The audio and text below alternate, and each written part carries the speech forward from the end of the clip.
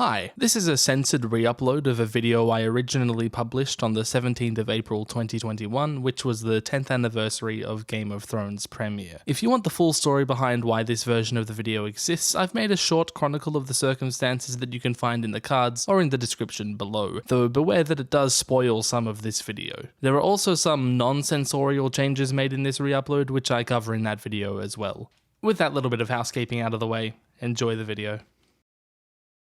10 years ago, on this day, something incredible began. After many teething issues, an allegedly horrendous false start, and over 5 years of conception, the first episode of HBO's Game of Thrones aired, lighting the biggest pop culture fire of the decade. And while it would be dramatic to say that television changed forever, a recounting of the history of drama television will never be complete without this ambitious adaptation of a veteran kook's magnum opus. Very few pieces of media could ever hope to define a decade as strongly as Game of Thrones did. The 80s had Cheers, the 90s had Seinfeld, the 2000s had To Ruin My Analogy, and when I think of television in the 2010s, or fuck it, just about the decade in general, I think this. I did warn you not to trust me. I think this. I think this. You raped her! You murdered her! I think this. And this. By what right does the wolf judge the lion? And this. And this. Mother. The Lannisters send their regards. But unfortunately, I also think all of these things. I never really cared much for them. Innocent or otherwise. You want a good girl, but you need a bad pussy. A finger in the bum. Dany kind of forgot about the Iron Fleet and Euron's forces. Please sit. Dick on.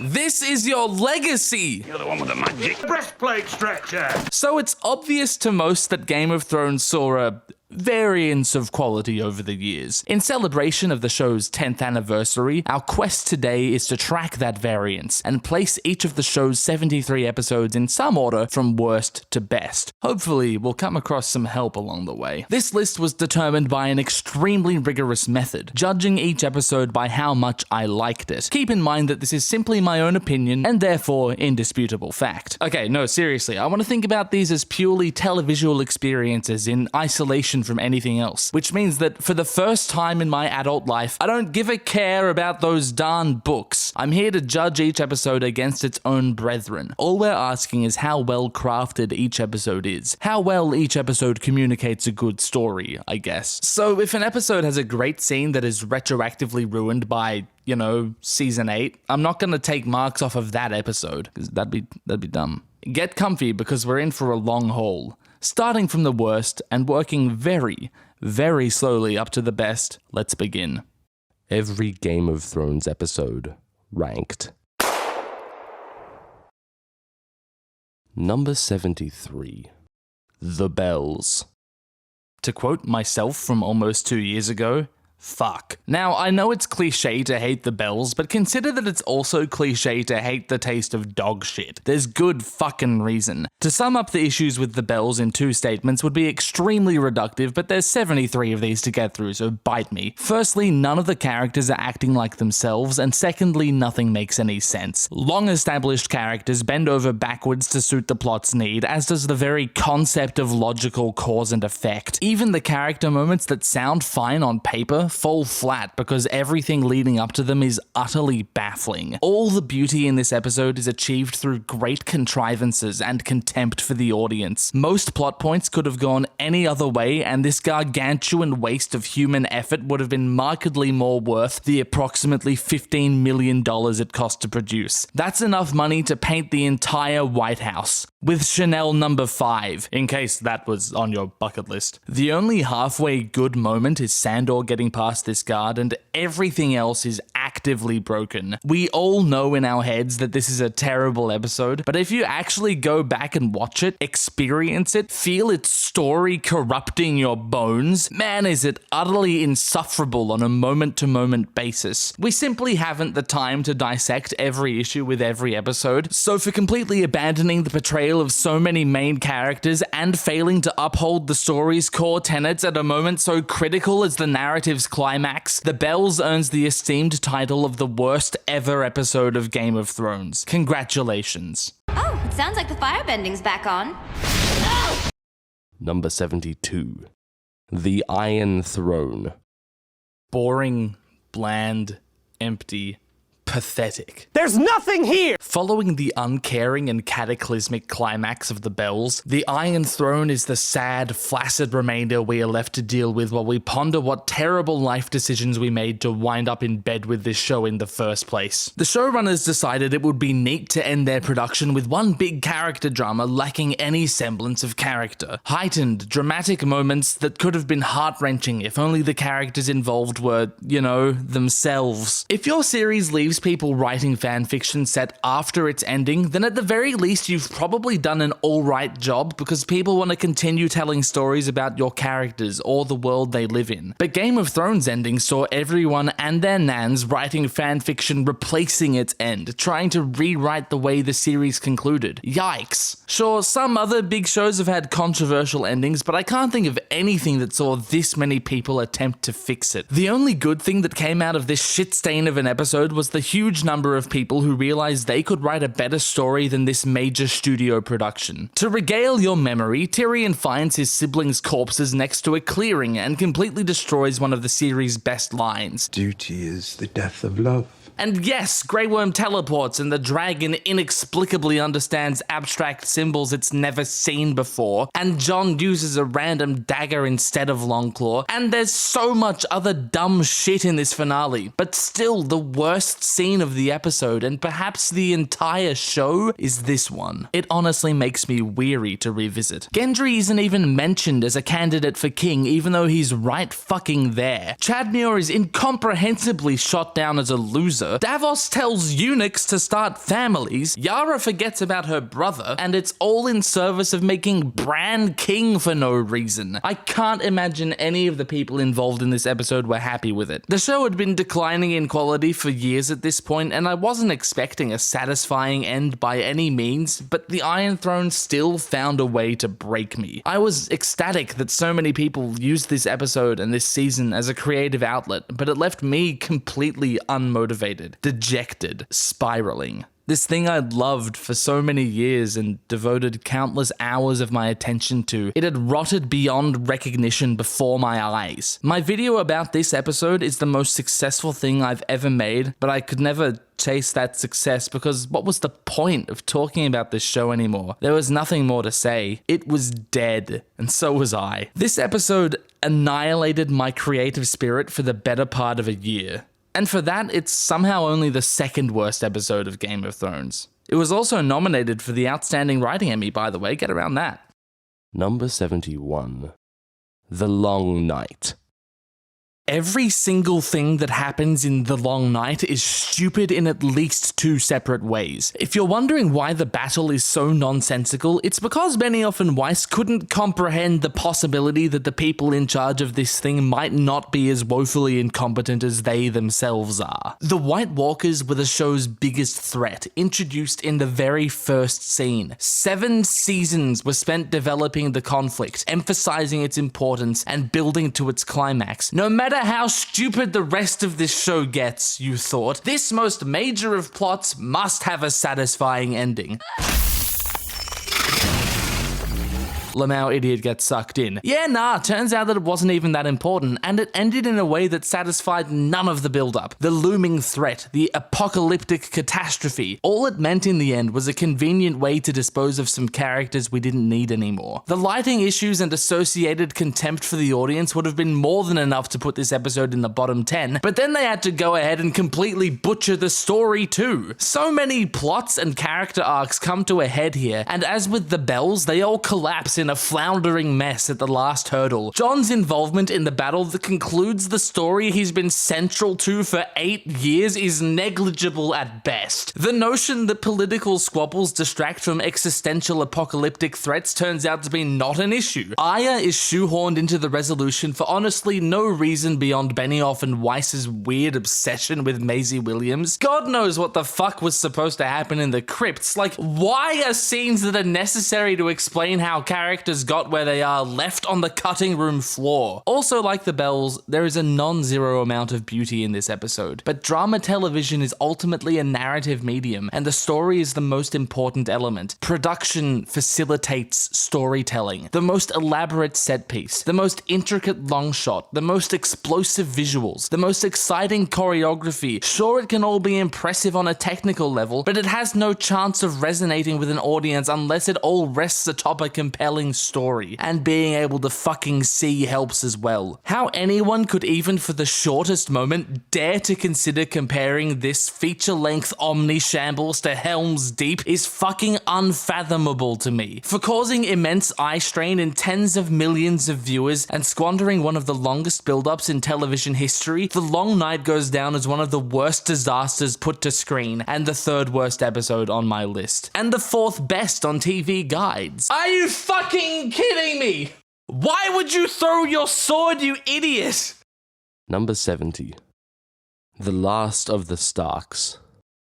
If The Bells was where the train crashed into the side of an orphanage, it's only because the last of the Starks saw the train veering angrily off the tracks in the first place, probably due to confusion over speeding past the end of the line. The pacing of this episode is frankly bizarre. By this point, all the stories had been rolled into literally just one plot with two sides, so the show could no longer indicate the passage of time by jumping to a different story, as was its formula for the better part of a decade. So this feverish episode is forced to carelessly leap from one contrived story beat to the next with nothing to space out the events. Call it a scramble to set up for the Bells or whatever, either way this episode is an outlandish comedy of errors. Obvious solutions to simple problems are routinely ignored by supposedly smart characters for the sake of getting the plot where it apparently needs to go, which is about as antithetical to Gurm's method of plotting as you could get. It's blatantly obvious that this episode was produced on what surely amounts to a first draft, or near enough to make no matter. While Dany kind of forgot about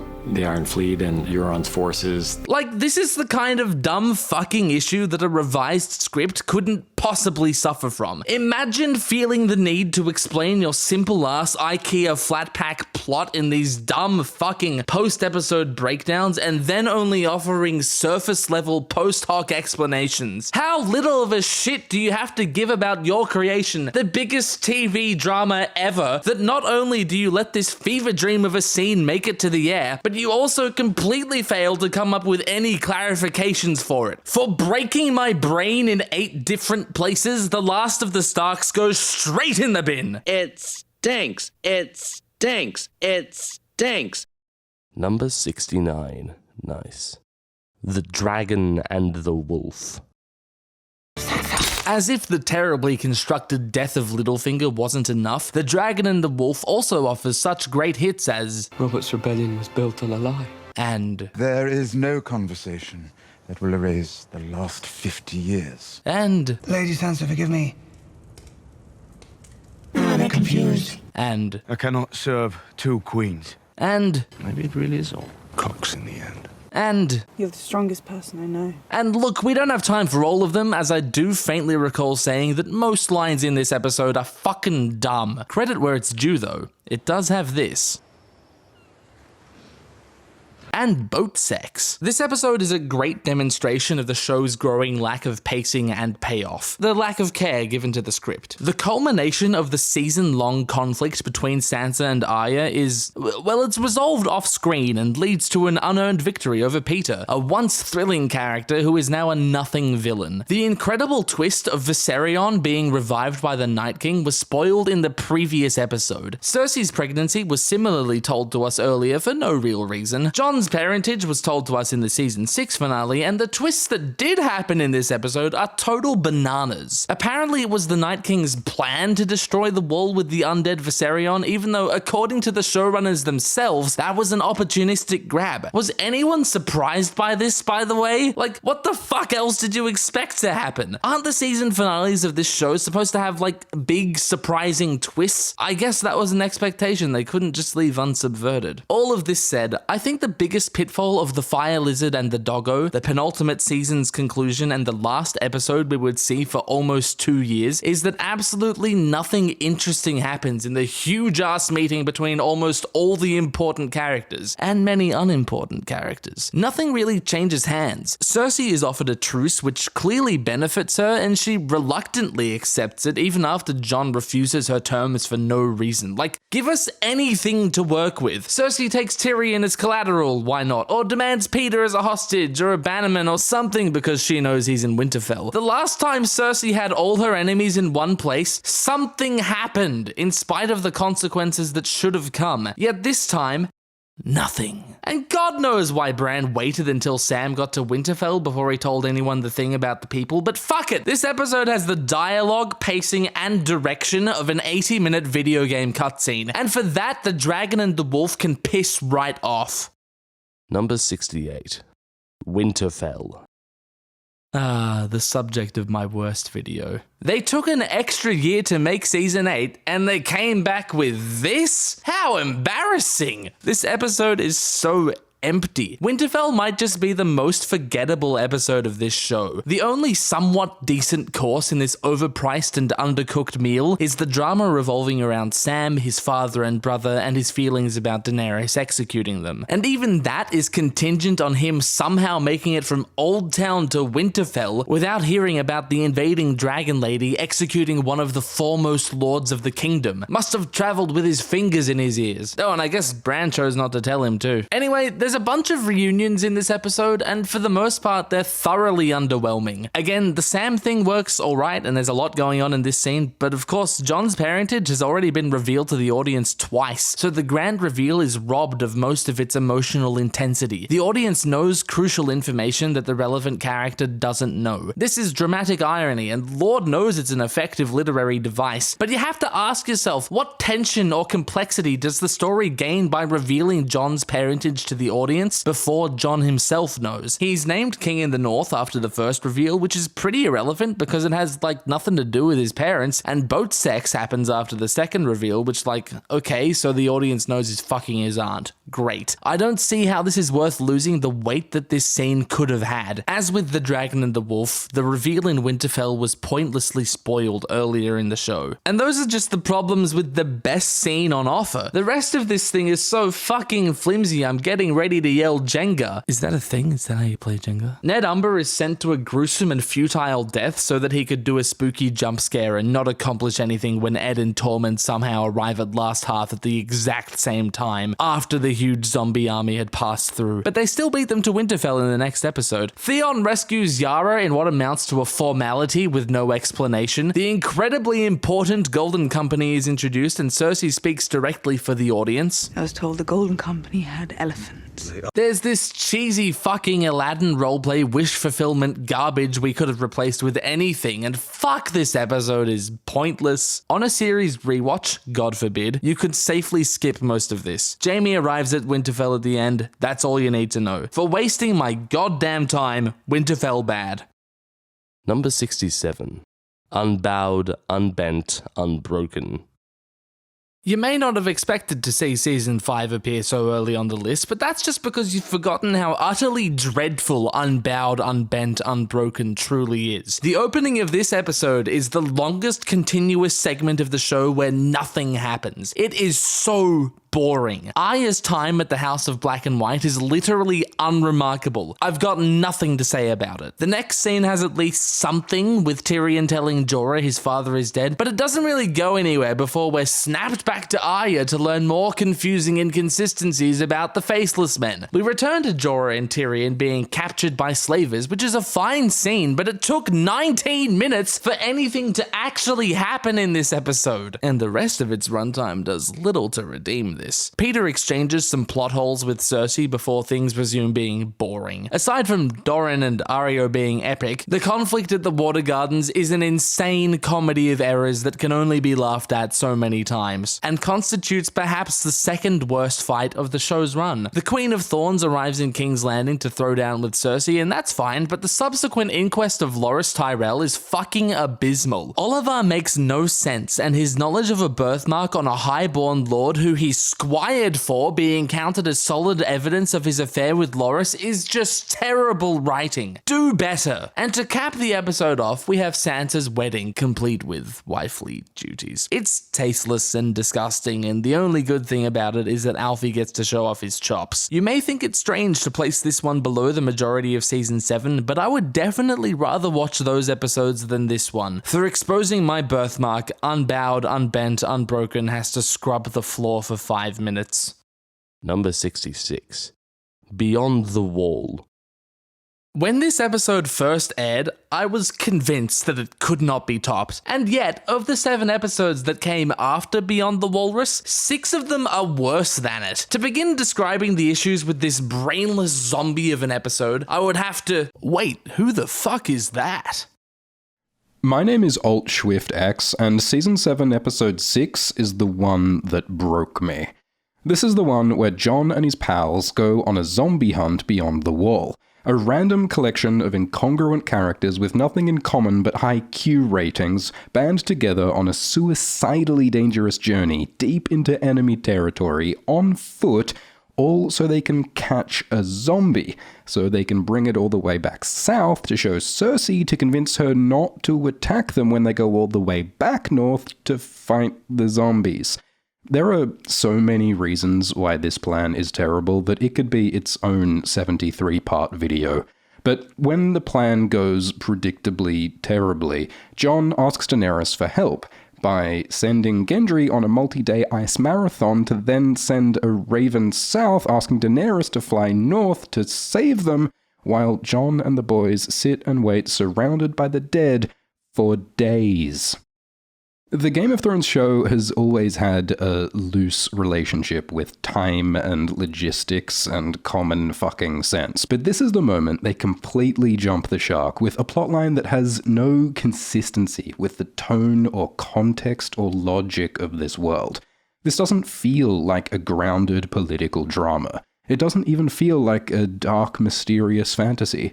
It feels more like a Marvel superhero movie, with the cool, fun heroes making cool, fun quips about cocks. Dick. Cock. While they fight faceless hordes of morally unambiguous bad guys. The whole farcical plotline is a blatant contrivance to get one of Daenerys' dragons killed, so that next episode the Night King can use this dragon to break the wall. Of course, this raises questions, like how did the Night King know that Daenerys would come? Was this a trap? Is he a greenseer like Bran? Can he see the future? He sure as fuck didn't see Arya coming in the final season. And why did the Hound see this mountain in a vision? Why did Benjen Stark return just to fuck off again? Why did they walk all this way instead of flying or at least riding a horse? In this episode, Beric says the living fight the dead, it's good guys versus bad guys, and we don't need to understand any more than that. The show tells us to stop thinking. Don't expect the mysteries and politics and relationships to make sense. Just shut up and clap for the dragons. And yes, the dragons look great. The effects are great. The locations, music, acting are great. But the story feels so contrived, arbitrary, and empty that the rest has no meaning. And shit, that's just the Jon storyline. At Winterfell, Arya and Sansa have this maddeningly frustrating, pointless, artificial conflict. Like, it makes sense that there'd be some tension between Sansa and Arya, but in the space of 3 episodes, Arya goes from a heartfelt reunion with her sister to literally threatening to kill Sansa and wear her face as a mask. It's so bizarre and out of character and over the top, but apparently that's the best the writers could come up with to keep the Stark sisters busy this season. All the worst aspects of the final season, with nonsensical, contrived character conflicts and unexplained, underwhelming White Walker bullshit, was all foreshadowed here in the penultimate episode of Season 7. Okay, look, great segment, but you'd better never try to upstage me again. For all the things that guy just said, I'm gonna wear Beyond the Wall's face as a mask. Get on my horse, I'll take you around the universe. Number 65. The Spoils of War. Between the unceremonious dismissal of Mira Reed, the miraculously underwhelming reunion of Arya and her siblings, and the duel between her and Brienne that nobody asked for, the Spoilers of War cemented Winterfell as the place where characters go to die. Peter, get out of there! This episode is off the fucking walls. That sounds liberating. Dick on. Chaos is a great big tits you could bury your face in. Missandei and Daenerys are giggling schoolgirls. Littlefinger is doing random shit just to see what happens. Cersei is trading debt for different debt. And the Lannister army is stretched thin for no fucking reason. Here, look at these inconsequential drawings I know nothing about. There's a reason that my video on this episode is a borderline experimental feverish meltdown. It's what I had to do to make any sense of this. Trying to critique this episode is like playing chess with a pigeon. A weird fucking way to spend your day. The majority of this dog's breakfast is built around the whacktastic battle at the end, because every episode's gotta have a big battle in it. That's what Game of Thrones is about. And yeah, it looks pretty cool, except for when Drogon's wings don't push the smoke and when they clip through that tree. Yes, I'm gonna be that critical, because for fuck's sake, if the visual spectacle is all you have, then you'd better be damn sure it's at least visually plausible when held up to any level of scrutiny. For spoiling what happens in the Spoils of War, the Spoilers of War gets a barely coherent analysis. Number 64. Stormborn.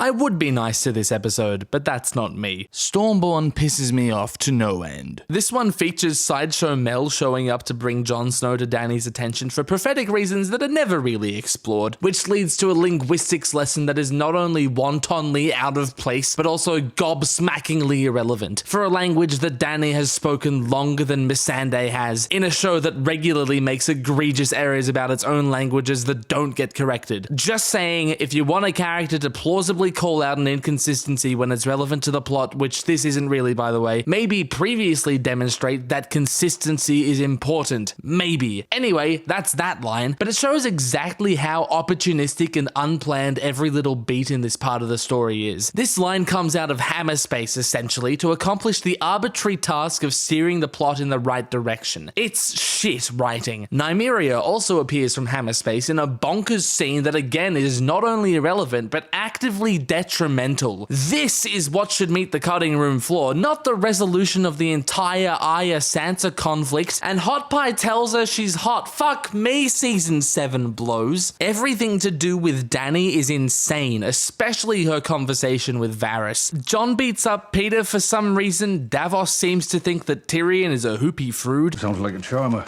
Qyburn is being cute when asked about military strategy. Randall makes no sense. He was a fucking Targaryen loyalist. We almost get some Yara Yuri before, well, every episode's gotta have a big battle in it. That's what Game of Thrones is about. But the Citadel isn't too terrible, and you know what? This scene's pretty hot. For showing me Jacob Anderson's ass, Stormborn is honestly higher on the list than it should be.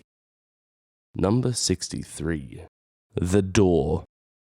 Everyone's entitled to an opinion, so if you really like The Door, I can't do a damn thing about it, nor would I intend to. But I can voice my utter confusion at that opinion. It has one scene of note, and beyond the shock of the first viewing, that scene has scant little of value on offer. It's not as though some grand mystery had been made of Hodor's condition and this is the epic reveal. No, really it's just a plot point for its own sake. Hodor had remained a fan favorite this far into the series, in no small part due to the writer's inability to make him say terrible dialogue. Hodor! But honestly, looking back on the series, Bran fucking with his mind is just some weird anecdotal footnote. The real insanity and enormous issue with the scene comes into full view when you realize that dead-ass time travel is introduced for literally just this moment. It's briefly alluded to in Oathbreaker, so that's something, but it's about the only redeeming thing The Door has going for it, and it's from a different episode. Summer is dismissed with about as much care as Leaf is, the three-eyed Raven is nothing, even Rhaegar's actions make no sense, and fuck, I'm looking forward to destroying this episode in its own video. As for the remaining 40 minutes of the episode, it also is terrible in fresh, unique ways. The King's Moot strikes me as a lazy insult to those who have read Feast and makes for a thoroughly underwhelming moment even divorced from the source material. Euron publicly admits to kinslaying and nobody cares. Peter offers Sansa an army and she refuses because she's so smart, and Brienne doesn't arrest or murder him for some reason. There's more boring shit at the House of Black and White. The Bloody Hand is a good reprieve. I fucking love Richard E. Grant. Dany exiles Jorah for a third time, but she likes him this time for some reason. Meereen fucking sucks, and we meet the essential priestess Kinvara for the first and also last time. She knows random shit about Varys, and it's all very mysterious and ooh, but it's fucking hollow, empty, and directionless. Sansa sends Brienne away to deal with the Blackfish. Again, a very weird plot point that just serves to put everyone in the right place for the one scene they're building to. You can't just put this shit in the same series as Gurm's masterfully crafted interacting plots. You gotta do better than that, man. While its lows aren't quite as low as those of seasons 7 and 8, after getting over the artificial shock of its climax, The Door is sorely lacking in any highs. For going nowhere with a crazy idea, The Door sits snugly below the next entrant, but man, it's a close one. Why does a cave have a door? Number 62. Battle of the Bastards. Yes, I know. I get it. It looks very good. You don't need to tell me. I've seen it. You know what else I've seen though? The rest of this fucking episode. Battle of the Bastards unfortunately begins with the Siege of Meereen, an embarrassingly rushed conclusion to the Meereen conflict, which the writers desperately wanted you to forget about as soon as possible. My reign has just begun. She leaves in the next episode. She puts Dario in charge. Like, it's just fucking awful. I'm willing to bet a lot of you completely forgot about this battle. The Sons of the Harpy just get Dario and the Dothraki just mow them down like an unkempt lawn, and that's fucking it. The flagrant dismissal of the Sons of the Harpy is enough to put this episode in the depths of this list, but wait, there's more! Later, the Greyjoys show up to be lectured at by Tyrion, who is at his most unlikable, hypocritically judging Theon and making shit up about their interaction in Season 1. Yara and Daenerys become allies because they are both girl boss queens, and Yara's completely cool to end huge facets of the Ironborn culture to secure the alliance. Have you seen the Iron Islands? How the fuck could this place survive independently without raiding? And that's just Meereen. At Winterfell, there's Sansa's unthinkable refusal to cooperate with Jon, which they somehow thought would make the arrival of the Knights of the Vale a twist? What? Ramsay decides to meet Jon in the field, even though there's literally no need. Like, man, it's well directed, but the whole thing lacks any suspense. The tactics of the battle make no sense, according to people who are smarter than I am. People got mad at the kid for not zigzagging, and like, man, it just pisses me off when that kind of surface level observation is what becomes a mainstream criticism, like Rhaegar's wig or the Starbucks cup. Like, sure, that stuff could have been fixed easily, but what's more important is the consistency of the writing. And I guess Davos finds the burnt stag, fucking whatever. So why isn't this ranked lower? Well, Ewan Rayon single-handedly lifts this episode from the bottom 10. The show's last good villain makes watching this one more enjoyable than the preceding entries on the list. He gets a fittingly gruesome send-off, though the perpetrator's arc seems not at all influenced by her having committed this horrendous act. Basically, this shit's fucked up, but it wouldn't be right to blame this episode for its lack of impact. For insulting my height back in Season 1, Battle of the Bastards gets to play with my dogs. Number 61. Eastwatch. Beginning with the impossible survival of Jaime and Bronn, structured around Tyrion's batshit plan to bring a White to King's Landing, and concluding with the assembling of the Avengers, Eastwatch is one big scramble to get all the pieces in place for Beyond the Walrus and the season finale. And boy does it feel like a scramble. Teleporting is at a record high, Littlefinger is at his most pointless, and Davos is at his most senile. Last time I was here, you killed my son with wildfire. Given the intense emotional conflict between Tyrion and Davos that could have existed in its place, this might be the most insulting line in the series. The only compelling beat of this episode is Cersei learning that Tyrion was innocent of Joffrey's murder. Oh, and the crab meat that gives you a stiffy, of course. Beyond that, we get Bronn and Jaime's resurrection, Jon's storybook moment with Drogon, Jorah's incredibly timed arrival on Dragonstone, the beginning of Sam's miraculous continental journey with straws up his ears, and Cersei being mad at Jaime for doing literally nothing. Despite their amicable amicable reunion in the previous episode, Sansa and Arya clash over bad vibes mainly, nothing in particular. Huh, weird. I thought Bran was dead. I thought Bran was dead. The Tarleys get baked, there's an extremely dumb meeting or three, Gendry gets dragged, kicking and screaming back into the plot, and Jorah doesn't fucking murder Tyrion, oh well. The scene at Eastwatch itself is passable, if not too predictable, but it's nice to see all of these characters' connections explored, albeit briefly. For bringing a Reddit meme into canon, Thought you might still be rowing. Eastwatch gets annulled by the High Septon. What does annulment mean? Whatever the fuck we want it to, Gilly. Number 60. Book of the Stranger.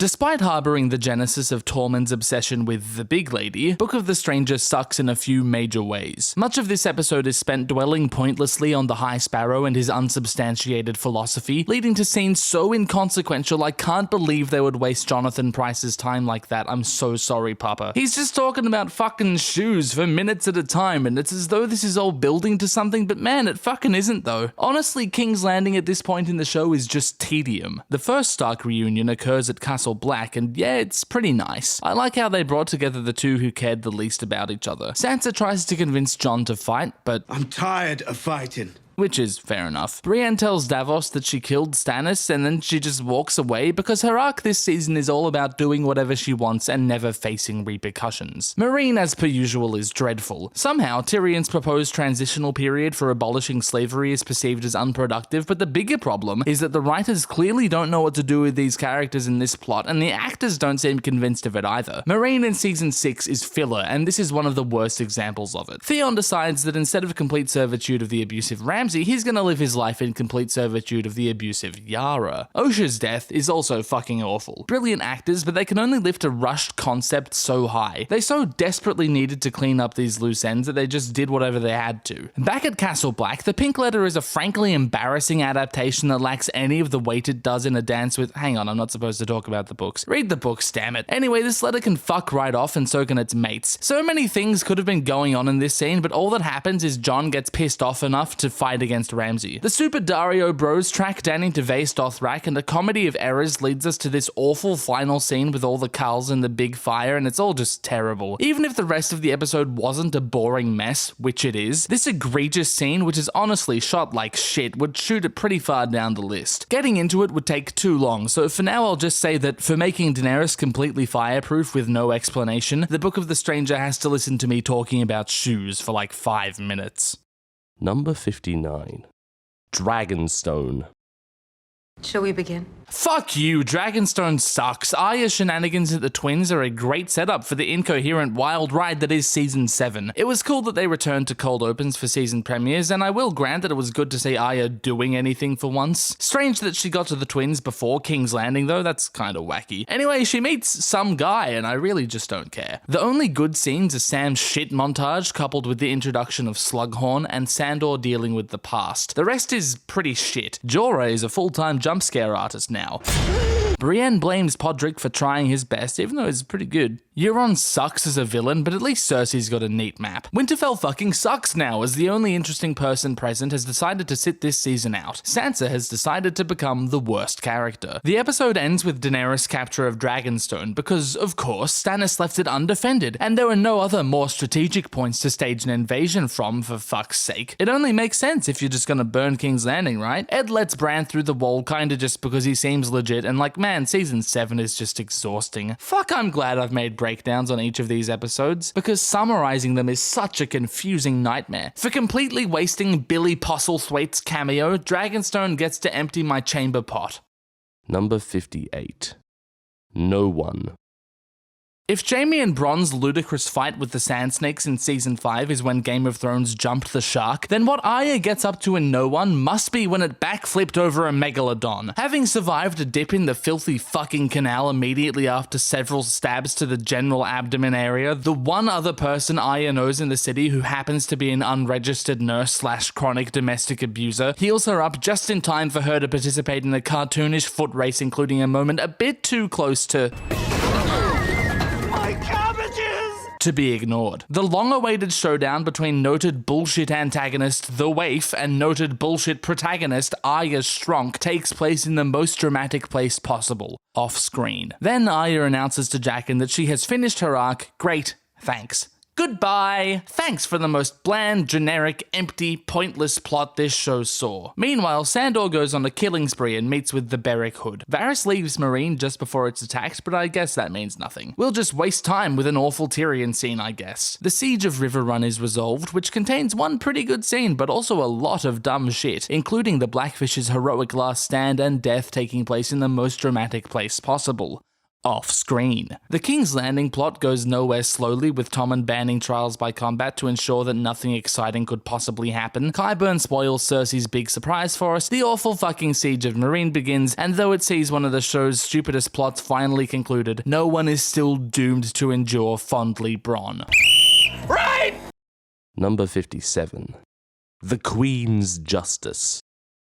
By a sizable margin, the most well-crafted episode of Season 7, The Queen's Justice is still quite shite. Carried by two standout scenes, unfortunately it is dragged down by, all the Season 7 going on around those scenes. To get the good out of the way, Cersei's vengeance against Ilaria is completely chilling and perhaps the last chance Lena gets to really do Cersei things. And Olenna's death and confession is well-contrived, still well-written and acted. Like, the steps taken to get Jaime and Olenna in this room are dumb as fuck, but once they're in there, it's pretty damn good. I also want to commend this episode's title, which stands out as being quite clever and applicable amongst a bunch of episodes whose titles aren't. Now to get into the bad. Jon on Dragonstone fails to deliver in a number of ways. Davos is randomly a creep, and for some reason we're not telling people about Jon's resurrection. Melisandre has a random fucking conversation with Varys before Dany completely misses the point of having Jon come over in the first place. Euron parades through King's Landing and delivers Finger the bomb. Excuse me, it's rude to interrupt. Cersei is Cersei for a bit before the insanity with the Iron Bank is established. Jon, Tyrion, and Daenerys take turns yelling about their problems. You lost two brothers as well. I thought Bran was dead. It's just so easy to get all this shit right, and they didn't. Peter is extremely confusing just for a bit of fun, then Bran comes to Winterfell and emotes. Jorah's cured of grayscale, and okay, that's not awful. I just started feeling better. It's pretty good, but then we get to the mental battles of this episode, because every episode's got to have a big battle in it. That's what Game of Thrones is about. Both Casterly Rock and Highgarden look like trash. No fucking clue how Euron ambushed them, and so quickly too. The Tyrell army can't hold a castle long enough for reinforcements, but Jon can chill out on a random frozen lake for 8 years waiting for Dany, I guess. So yeah, these battles kind of piss on the fire that was starting to burn here. For being the final episode of the show to not have Arya Stark, The Queen's Justice sits above the rest of Season 7, but not all of Season 8. Number 56. A Knight of the Seven Kingdoms. The best episode of the final 2 seasons' 13 episodes, A Knight of the Seven Kingdoms, still only made it to 18th on the list. Much as the trial of Jaime Lannister is a lackluster mess, it is decent character work for Brienne to vouch for him to convince Sansa. The ensuing tension between Daenerys and Jaime is never revisited. Fuck knows why. He killed her fucking father and she never brings it up again, but it's good for the moment. Tyrion is finally held accountable for his many missteps, but this also goes nowhere. It's as though Cogman is trying to steer the story in a more rational, consequence-driven direction, so perhaps with him at the helm, this story could have actually had a somewhat decent conclusion.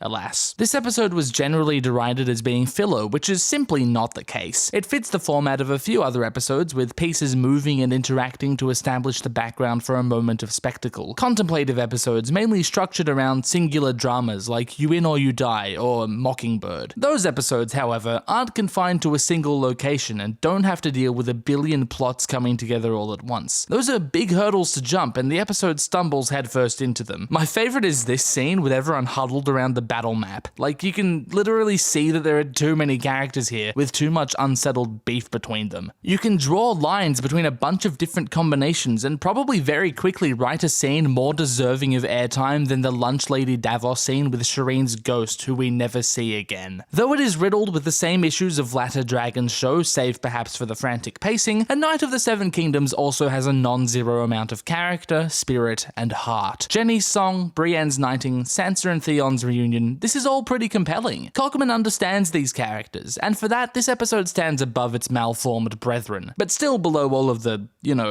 good episodes. For a glint of side boob and a guzzle of milk, A Knight of the Seven Kingdoms sits above the rest of seasons 7 and 8, which is kind of like being the fastest out of a family of sloths. Number 55. Home. A slightly faster sloth, but still riddled with awful diseases, Home sees the return of Bran to the show because things weren't vague and pointless enough without him. We also meet Euron, which... great. Did we even need Euron? Couldn't Balon have just done all these things? There was rising tension between him and Yara anyway. I don't know, it just seems like we threw away a character we were already a little familiar with for someone brand new for no real reason. Anyway, Theon rolls his plot dice and decides he needs to go to Pike immediately. Fuck knows how he plans on getting that done. Ramsay kills his entire family, giving Roose a silly little death scene. For some reason, Davos is suddenly ride or die for Jon. Tyrion meets the dragons, which I hate because it led to a lot of people talking about one of my least favorite theories, but whatever, I guess it's not that terrible. King's Landing is slow as fuck. The best it's got going for it is this dick measuring between Jaime and Francis, and it's all just so pointless and meandering that I struggle to consider how anyone can call a Knight of the Seven Kingdoms filler and not this. To cap it all off, we have the resurrection and haircut of Jon Snow, nullifying any significance the previous season's finale had, as he is relatively unchanged by the experience. So why is it higher than the previous episode on my list? It's close, but this one has good old Ramsay being good old Ramsay, and the Theon Sansa farewell is pretty touching, albeit a little silly. For these reasons, Home rises just a smidge closer to the top of the dumpster. Number 54. Blood of my blood. The only good thing this episode has going for it is also the only good thing that happens in Braavos aside from Mace's singing, and that's the bloody handplay that Arya watches. Everything else in Blood of My Blood is dull at best, from Walder Frey's cartoonish unveiling of Edmure Tully as his prisoner, to the mind-numbing revelation that Benjen Stark is alive and contrived, to the excruciatingly boring return to Papa's shoe sermon room. Gilly at Hornhill is a little cute, and I love listening to James Faulkner's voice. Is you getting back at me, boy? But Randall's relative mercy to Sam for breaking his oaths and bringing a wildling into his home is mildly inexcusable. Sam's defiance in the theft of Heartsbane isn't bad, but it makes promises for the story that aren't ever fulfilled. Ace Tyrell marches an army into the middle of King's Landing to no effect, but at least he makes a neat speech. So much time is dedicated to this boring as fuck religious uprising just for it to be snuffed out without any clarity, but don't worry, we'll get to that soon. Jaime's dismissal from the Kingsguard just so we can deliver him to clean up Riverrun later is fucking dumb, and good lord, don't get me started on inspiring Daenerys speech number 43 after she happens to locate her dragon hiding behind a rock. She names literally the entire Dothraki horde her Blood Riders, which again promises plot points that are never delivered on. She echoes Drogo's epic speech from You Win or You Die, but it never hits the same intensity or passion. But hey, Sam's mum is nice, and we get to see Joffrey die again, so it's not all bad. For giving Richard E. Grant some scenery to chew on, Blood of My Blood gets to ride a horse up a staircase? Wait, how the fuck did he do that? Number 53. Oathbreaker.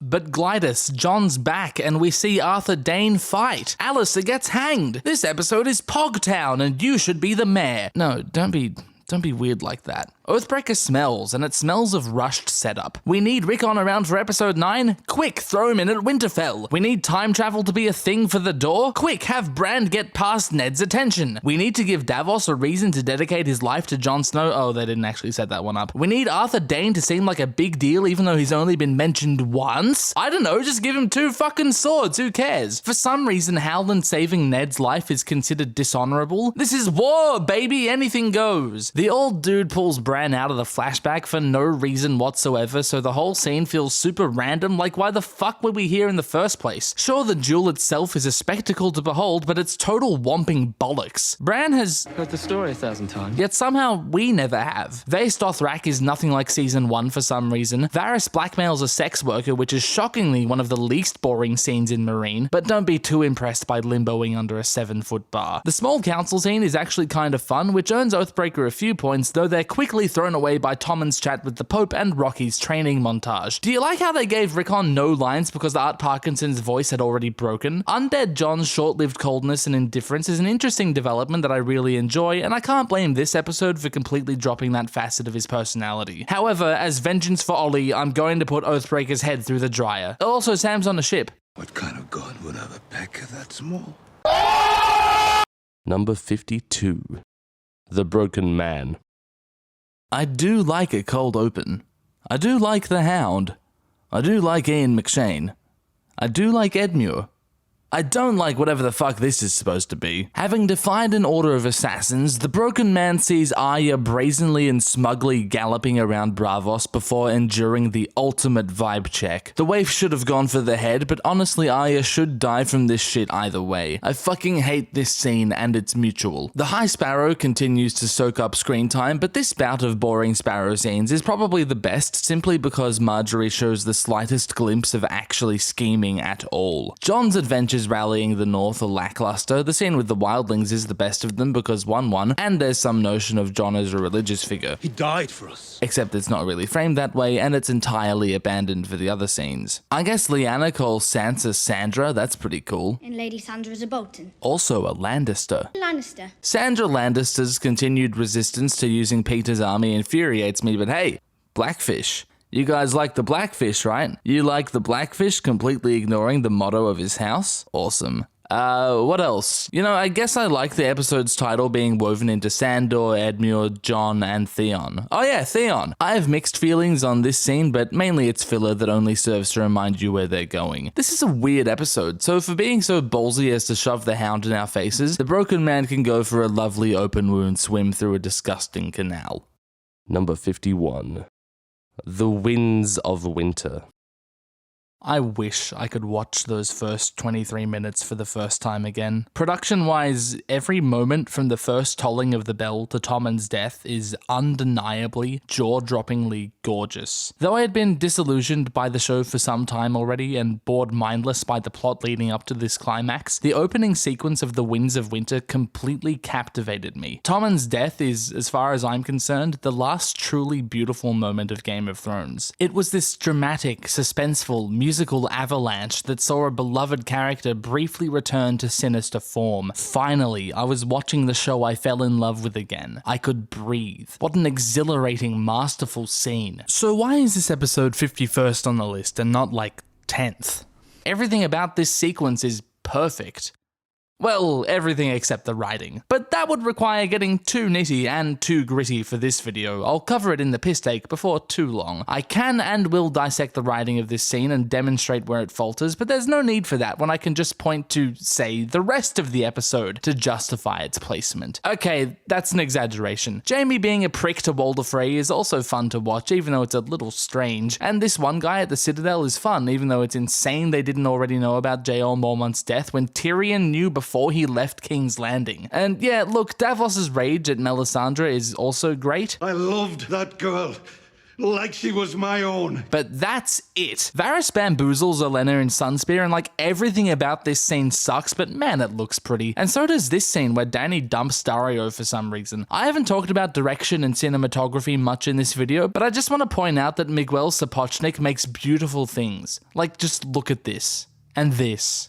And this. Whatever happens in House of the Dragon, I'm sure it'll be pretty. Frey Pie happens and Arya kills the geezer before he even eats his sons. What's the point? The whole thing is cartoonish and laughable and I don't want to talk about it. Peter is weird to Sansa, but what else is new? Benno abandons Bran and Mira at the Walrus, where we learn that Jon is actually the son of, you know what, it isn't that important. The reveal is so good they decided to do it 2 more times before the show ended. He's named King in the North in the aftermath of Bastard Ball, which is strange because Jon lost the battle, is a bastard, and surely many people would still see him as a Night's Watch deserter, especially given that he isn't referred to as a religious figure. Rallying behind Sansa or Robin or even Peter would make much more sense, but that doesn't tick the wish fulfillment box. Whatever. Jaime returns to King's Rubble just in time for Cersei's equally nonsensical coronation. The episode concludes with Dany's amalgamated fleet swarming towards Westeros, complete with Varys by her side because that makes sense. So yes, there's a lot to love about the Winds of Winter, but there's also so much to hate. I'm softer on it now than I have been in the past, and perhaps that trend will continue, but for now, I'd prefer to watch any of the episodes above it on this list. Starting with, very narrowly might I add.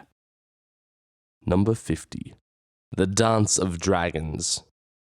Oh dearie dearie, looks like venison's on the menu tonight. Hope you like it, Chard. The Dance of the Dragons is a strange episode. Off to a rough start with Sir 20 Goodman's incredible pyromancy eviscerating Stannis' camp. You can't win me over with a Smiler reference. Stannis doesn't correct Davos when he says, Found 20 men, maybe less. Which puts the episode down a few pegs. Davos doesn't really push back when Stannis tells him to fuck off, allowing the thing to happen. But not before Shireen name drops the episode during her last adorable scene scene with Davos, then look, it could have been great. There could have been a way for this to be as tragic and heartbreaking a moment as Baelor or the Reigns of Castamere. I think the biggest missteps are Stannis' involvement and the wacky plot beats that lead to his desperation in the first place. And also, you know, the relative lack of impact it has. For some reason, Jon's brought all the free folk to Castle Black from the north instead of sailing to the south side of Eastwatch, which is pretty fucking dumb. Jaime and Doran try to address how silly this whole plot's been. This is like the only halfway decent scene in Dawn. Doran rocks, obviously. Perhaps some soup instead. But the whole thing is soured by Illaria's childish behavior and the downright goofy circumstances that led us to this point. And the Sand Snakes. Arya finds Meryn and that whole thing gets started. It's not terrible setup for the finale, but the way the show characterizes this insurance dude is pretty stupid. I can appreciate all the production detail involved in Daznak's pit, but I can also hate everything that happens in it. They never really mastered how to make the dragonback shots convincing, and it looks pretty awful here. I'm not going to go into how ludicrous the ambush is, that's for another day. For failing to make the most of a potentially unforgettable moment, the Dance of the Dragons gets clobbered by the big dude.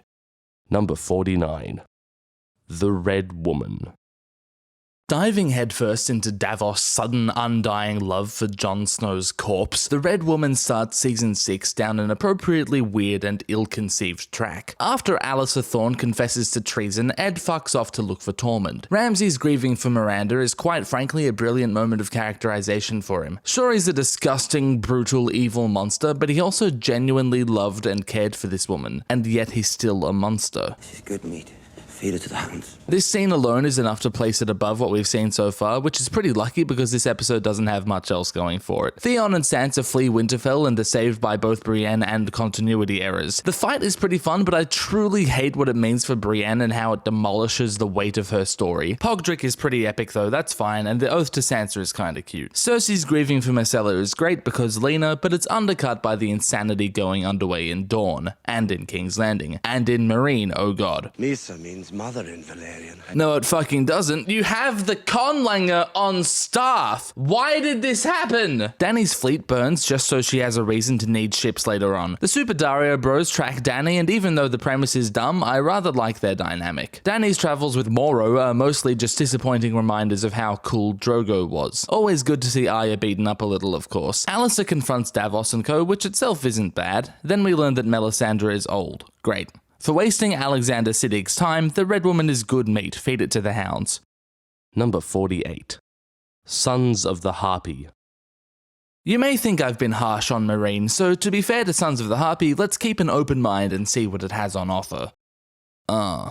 Cool. A fan-favorite badass gets an unearned, unceremonious death. This is only one step above an off-screen death. You know, we've also got celebrity power couple Jaime and Bronn arriving on Dawn, complete with talk to the hand, Cersei fucking predicting the future in a small council meeting, Lancel's fake-ass headscar, Peter somehow knows how to get into the Winterfell crypts, and his entire plan is either a drug-fueled haze on his behalf or an extreme contrivance on the writer's behalf. Stannis is the favorite to win, but Peter's allied himself with Roose for some reason. Ilaria has been ruined, Obara Sand gives an off-the-charts cringy speech, Tommen and Marjorie have a falling out over how much of a little bitch he is. Okay, so that's not great, but there's actually quite a lot to enjoy in Sons of the Harpy, like Tyrion's Inquisition of Jorah, perhaps the last moment Tyrion's intellect is actually used for anything. Slap. The You Are My Daughter scene is beautiful, and remember that I said I'm not docking points for future episodes ruining good scenes. And you know what, Castle Black is pretty fine in this one. Jon rejects Mel's seduction out of his love for Ygritte. It's a shame that gets dropped later. The Sparrow sacking Peter's brothel is a little silly, but it's good to see something actually happening in King's Landing. And much as I hate the scenes around these speeches, I do quite like hearing about Harrenhal and Rhaegar. For constantly flip-flopping in quality, Sons of the Harpy gets stabbed in an alleyway.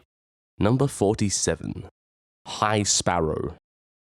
The incomprehensibly idiotic move of handing Sansa to the Boltons would be enough to plummet High Sparrow down this list, but let's see what else it's got for us. King's Landing is actually pretty alright, with Tommen's wedding, Can We Break the Record, and this subtextually rich moment between Cersei and Marjorie. I wish we had some wine for you. It's a bit early in the day for us. The High Septon has entirely the wrong taste in sex workers. We get to see some old man butt crack, but then the council meeting is fine. It doesn't matter. Interesting conversation with the High Sparrow before Cersei sends a very confusing message to Peter. The trend of horrendously boring scenes in the House of Black and White begins here, so that's shit, but at least we get some good one-worders out of it. What? Constant vagaries to establish mystery that neither captures my attention nor goes anywhere. Brienne's a dick to Pod while they go around Moat Cailin, which just, ugh, but things get better when their talk turns to Renly. Roose announces his rebellion to the crown for a laugh. Theon's fear of Sansa is cool, but Peter's conversations with both Roose and Ramsay drill holes in my brain. Tyrion gets kidnapped at a Volantene brothel after failing to get it up, Qyburn does some spooky things in his spooky lab, and this has all been pretty rocky. Why is this episode better than, say, The Red Woman? Ollie, bring me my sword. Castle Black this episode is an absolute machine. Stannis comes to Jon with his Winterfell offer, which is great, and then of course the death of Jaina Slint is pure catharsis. Jon taking charge just does something to me, I guess. No homo. A little homo. For handing me off to the house that killed my family, I'm gonna give High Sparrow my shoes.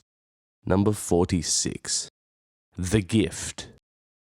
If I were to tell you that this episode's placement had nothing to do with Tyene sandbags, you'd peg me for a liar immediately. This episode isn't better than High Sparrow, and yet here it is. The Gift is mostly baffling, but there's some alright stuff in here, like Stannis refusing to burn Shireen even though everything happens to Stannis, Sam and Ghost's rescue of Gilly, Cersei's torment of Marjorie, and of course the best scene by a wide margin, Aemon's death. I dreamed that I was old. It's honestly great. Jaime and Myrcella have classic dad and teenage daughter energy. The scene with the slavers is mostly cool, but then Tyrion gets himself out of the pickle by beating a guy up, which is kinda weird. Jon leaves for Hardhome, that's fine, but then there's like these crazy scenes with Olenna with both the High Sparrow and Peter. Peter continues epitomizing the flimsiness of season 5's story, Alistair is weird, Lancel showing up to see Cersei is one of the cheesiest things this show ever does, and Dany doesn't listen to her manstress advice. Alfie carries a scene as is tradition, and Jorah temporarily doesn't have grayscale for the duration of this scene. The fight's alright, but the Tyrion thing is, yeah, I called the episode baffling, didn't I? Of course, the bafflingest is what happens in the cells down in Dorne, so for giving me a taste of the Dornishman's wife, the Gift is inflicted with a poison that activates only when it's relevant to the plot. Number 45. The House of Black and White. Oh boy, is this the beginning of a new, exciting adventure for Arya in an exotic locale? The House of Black and White sets a precedent for the House of Black and White making no sense. We don't want you. Okay, we want you. But then later on they don't want her? Oh my god. Brienne tries to take Sansa from Peter and it goes about as well as you'd think. Sansa tells her to go fuck, then several men die for no reason at all. Great. Cersei receives a threatening package from Dawn and she's decided it's so effective that she sets up the whole thing again so that Jaime can experience it. Jaime just like randomly declares that he's gonna go get Myrcella, kickstarting a plot I think we all know my feelings about. He ruins Bronn's life for this plot, by the way. Jaime fucking Lannister. Please stop ruining Doran and Ilaria, please. In Marine, Dario stabs a curtain because he understands fear. Mossador is a character, and because he's an idiot, Dany executes him. Okay, this all sounds pretty unconvincing, but King's Landing hasn't gone to shit yet with a fun council scene, Kevin is great, and I guess the dwarf heads thing in Qyburn's creepy lab is alright. But mostly what carries this episode is, again, Castle Black. I know S. Selyse is racist, Stannis 1v1s Jon, Arya, the Wildlings, and there's the Mormont letter, and of course there's Jon's election to Lord Commander of the Night's Watch. For loitering on my doorstep, I don't want the House of Black and White. Wait, yes I do. Wait, no I don't. Number 44. Breaker of Chains. Joffrey's bloated corpse is one hell of an image to begin an episode with. Breaker of Chains is largely framed around figuring out who killed Joffrey, and I think the best it gets is this scene with Podrick in a cape where Tyrion tries to figure it out. He doesn't quite make it, but it's still a fun one with a touching farewell. Peter kills Dontos after Sansa is delivered. He was a drunk and a fool, and I don't trust drunk fools. Okay, so why did you include him in your plan when surely there was someone more reliable you could have had do this? Olenna and Marjorie talk about their husbands' deaths before we get Grampy Tywin counseling Tommen over his brother's corpse, and he invents Orys the First for some reason. I like the lesson he's teaching, but the speech itself is a little wonky. Bit of wonk on that one. Then, oh, it's this scene. I keep forgetting that this actually happens, and I'm pretty okay with that. What a weird, disgusting blotch on the show with no justification. So yeah, this episode is pretty good if you take this bit out, but for some reason HBO didn't do that. Arya and Sandor have a cute time meeting this little family. I hope they can get along. Oh no. The Slayer sends Gilly away, good setup for later Earlier in the season, Stannis is super fucking mad at Davos for releasing Gendry, but he's chuffed that Joffrey's dead. Davos has no clue how to find money, so it's lucky that Shireen's reading lesson reminds him that banks exist. Oberyn explains bisexual energy to Oliver, but Tywin interrupts and their conversation is great. Ollie gets traumatized and goes to the watch. Jon wants to root out the mutineers. It's a little contrived, but not terrible. The dick measuring at Meereen gets a special place in my heart as the first scene I ever saw, but for turning Belwas shit into Dario's piss, Breaker of Chain's mother was a hamster and its father smelt of elderberries. Number 43. The Children. If Season 5's Dawn plot was the ceremonial shark jumping of this show, then surely Sandor Clegane's leisurely stumble off a cliff in The Children marks at least a short hop over a mid-sized dolphin. Let's start with the good though, the aftermath of Watchers. Jon treats with Mance and they remember their fallen before Stannis attacks and is generally a badass. Jon, Stannis, and Mance together is fucking sick. Aemon farewells the dead, Melisandre is sus, then Jon and Tormund is pretty good too as he tells Jon to take Ygritte where she belongs. Tywin commands Cersei to marry Loras and she confesses the twincest thing, which is pretty epic. I like quite a lot of Tyrion's escape, and Arya leaving for Braavos is exciting, but it's fucking dumb that Value Magoulies is treated like a secret code of some kind. Daenerys training Rhaegal and Viserion works pretty well, and I want to commend the Dragon team for this scene. But Mom! And of course, Qyburn and Pycelle tend to Gregor. This is my laboratory. This is my laboratory! Okay, now the bad. Bran's arrival at the cave is fucking dumb and I hate it for reasons too plentiful to discuss right at this moment. Jojen dies, I guess, and Strew and Roger is our Raven dude for just this moment. Brienne magically stumbles across Arya. The conflict with Sandor begins over Brienne's sword, even though she has an explanation for it, but whatever, it's fight time. Every episode's gotta have a big fight in it. Again, my disdain for this scene is too multifaceted for this video, so for now it's edited like arse and makes little sense. Brienne wins for plot reasons and Podrick loses Arya just like all the other horses. I do like Sandor's begging for death and Arya's cold abandoning of him though. I said I wouldn't be comparing to the books, so I can't deride The Children just for not including the Tysha reveal, and I guess the issues this poses don't actually eventuate for a while, so for being such a complicated episode, I'm gonna have to seek a second opinion for The Children. My favourite episode to film was actually there was one at the end of season 4, and it's when the Baratheons arrive at the wall. And that was my favourite because before then I'd only ever filmed with one person maximum at a time. And I kind of just walked into the set and there were so many people and so many cast members and I'd never seen anything like it. I'd never filmed anything where there were so many people with like extras and stuff. And yeah, it was just really cool. And I found out that there was a sweet van as well, which was really cool as well. So that was one of my favourites to film. Thanks, Kerry. I wonder what it's like to be that positive. Number 42. Kill the Boy. Barristan's dead, Dany goes all heresy, immolating some random dudes because she feels like it. Wormo likes Missandei, then Dany agrees to open the fighting pits and marry Hisdar. Meereen is pretty loopy and kill the boy, so let's see what else is going on. Tyrion and Jorah sail through Valyria, where the stone men are, I guess, and they spot Drogon before all this happens. Don't know how they made it out, but Jorah Connington is an interesting development. Fortunately for this episode, the rest of it takes place in the north. Castle Black remains pog as fuck with some killer, memorable moments. Kill the boy, Jon Snow. Easy thing to say to a man in chains. A Targaryen, alone in the world. It's a terrible thing. Fear. What? Sam talks Randall with Stannis before the king leaves, which is all pretty good. Winterfell is, okay, it's not all good news in the north. Brienne somehow gets a message in without compromising her position, but hey, look at Alfie go. Walder is pregnant and Roose gets a pretty cute moment with Ramsay. You are my son. They're gonna defend Winterfell together. Aww. Ramsay has evil sex with his evil girlfriend. Sansa meets Theon in the kennels, which is a little dumb, so for sparing me of more boring King's Landing, Braavos, or Dawn bullshit, Kill the Boy gets conveniently placed grayscale. Number 41. Mother's Mercy.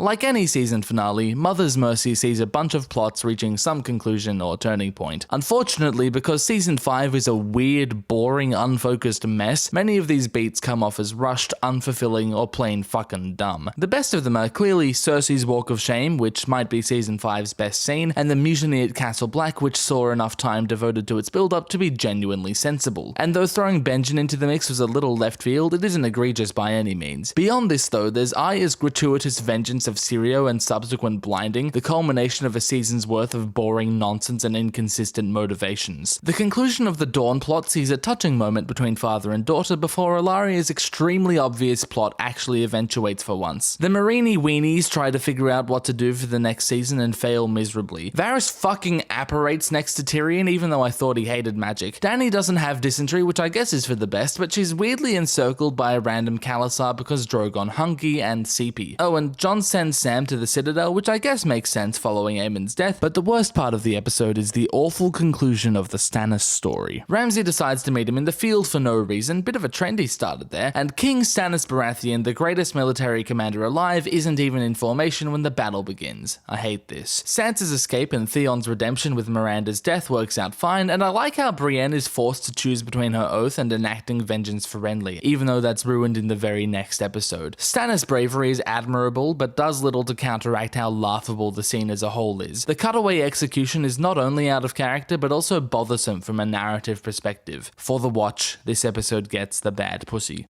Number 40. Oathkeeper. Maybe I just have a sour taste in my mouth from all the Meereen that comes after it, but Oathkeeper's capture of the city just rubs me the wrong way. There's graffiti written in common for some reason, and the last shot with the pyramid and the banner looks like shit. Fortunately, Oathkeeper is done with Meereen within 10 minutes. Bronn bitch slaps Jaime with his own hand, which is pretty cool. These scenes are alright. For no reason, Peter tells Sansa that he killed Joffrey for no reason. Then, also for no reason, Olenna tells Marjorie that she killed Joffrey, but she actually had a reason. She's more telling the audience than Marge because why would you tell Marge? Mad Snake Locke arrives at Castle Black. Janos tells Alliser that nobody likes him and that he should get rid of Jon, which is actually decent motivation for letting Jon go to Craster's. Nice. Cersei is crabby towards Jaime and gets annoyed when he says he wouldn't kill Sansa. Marge meets Tommen and oh, look at this kitty. The scene is cute when you forget about the actors' ages. Brienne's reward for reading a boring book is a fancy sword to help Sansa. Jaime is cool, but you could have helped Sansa when she was, there. Brienne also gets a Podrick. Hooray! Jon gathers a few folks to take Craster's back with him. Ed's a total trooper. Carl fucking Tanner is great. I was a fucking legend. After Bran's crew fails miserably at being sneaky, some blue dude takes Craster's last son to this crazy fucking ice fortress where we meet the Night King. Whoa. So none of the scenes themselves are actually terrible outside of Meereen, but most things that happen in Oathbreaker are questionable. For introducing the true Azor Ahai to the show, I'm willing to forgive Oathkeeper's missteps. So the last few episodes weren't actually all that bad, because we're now entering the part of the list where things get good quickly. Placement of episodes is going to start to seem very narrow as the show's quality is more or less consistent from this point on. But I had to give every episode a number, so feel free to think of these as being in basically one big equal place if you want, as the order they're in here can be down to petty preferences or arbitrary whims. Starting with Number 39. The Wars to Come. Breaking the growing trend of beginning seasons with cold opens, The Wars to Come falters early with its failure to account for Cersei's fourth child in Maggie's prophecy, which may seem like a nitpick, but consider that this is framed as the cornerstone memory that forms Cersei's paranoia, which influences her every action this season. There's no reason for it to not be accurate, seeing as they altered other parts of the prophecy. The rest of the scene is good, but this issue is one of the chips that later form a large crack across the windshield of this show's integrity. Oh yeah, Tywin's dead. So this episode is all about establishing the new order of things, with Tyrion exiled, Mance defeated, the Sparrows in the capital, Dany solidifying her rule of Meereen, and Peter on the go, I guess. Tywin's wake is fun, if only because of Loras' awkward small talk to Cersei, and Kevin is back. The return of Lancel is fine too, making use of past plot points to develop a mostly forgotten character in an unexpected way. Marjorie walks in on her brother doing a sex, and it has issues, but whatever. Tyrion's wallowing is fine, though it's strange that Illyrio isn't at Illyrio's home. Varys outs himself as a Targaryen Targaryen fanboy, raising pertinent questions one could reasonably call plot holes that aren't addressed until over 2 seasons later. Dany's kids have gone nuts, but don't worry, they'll turn out fine somehow. Also, the unsullied brothel murders start, I guess. And finally, we arrive at the death of Mance Rayder. Great character, great actor, great final scene, great send-off. For providing me with this clip, I'm not going to push the wars to come down a well. Number 38. Hardhome.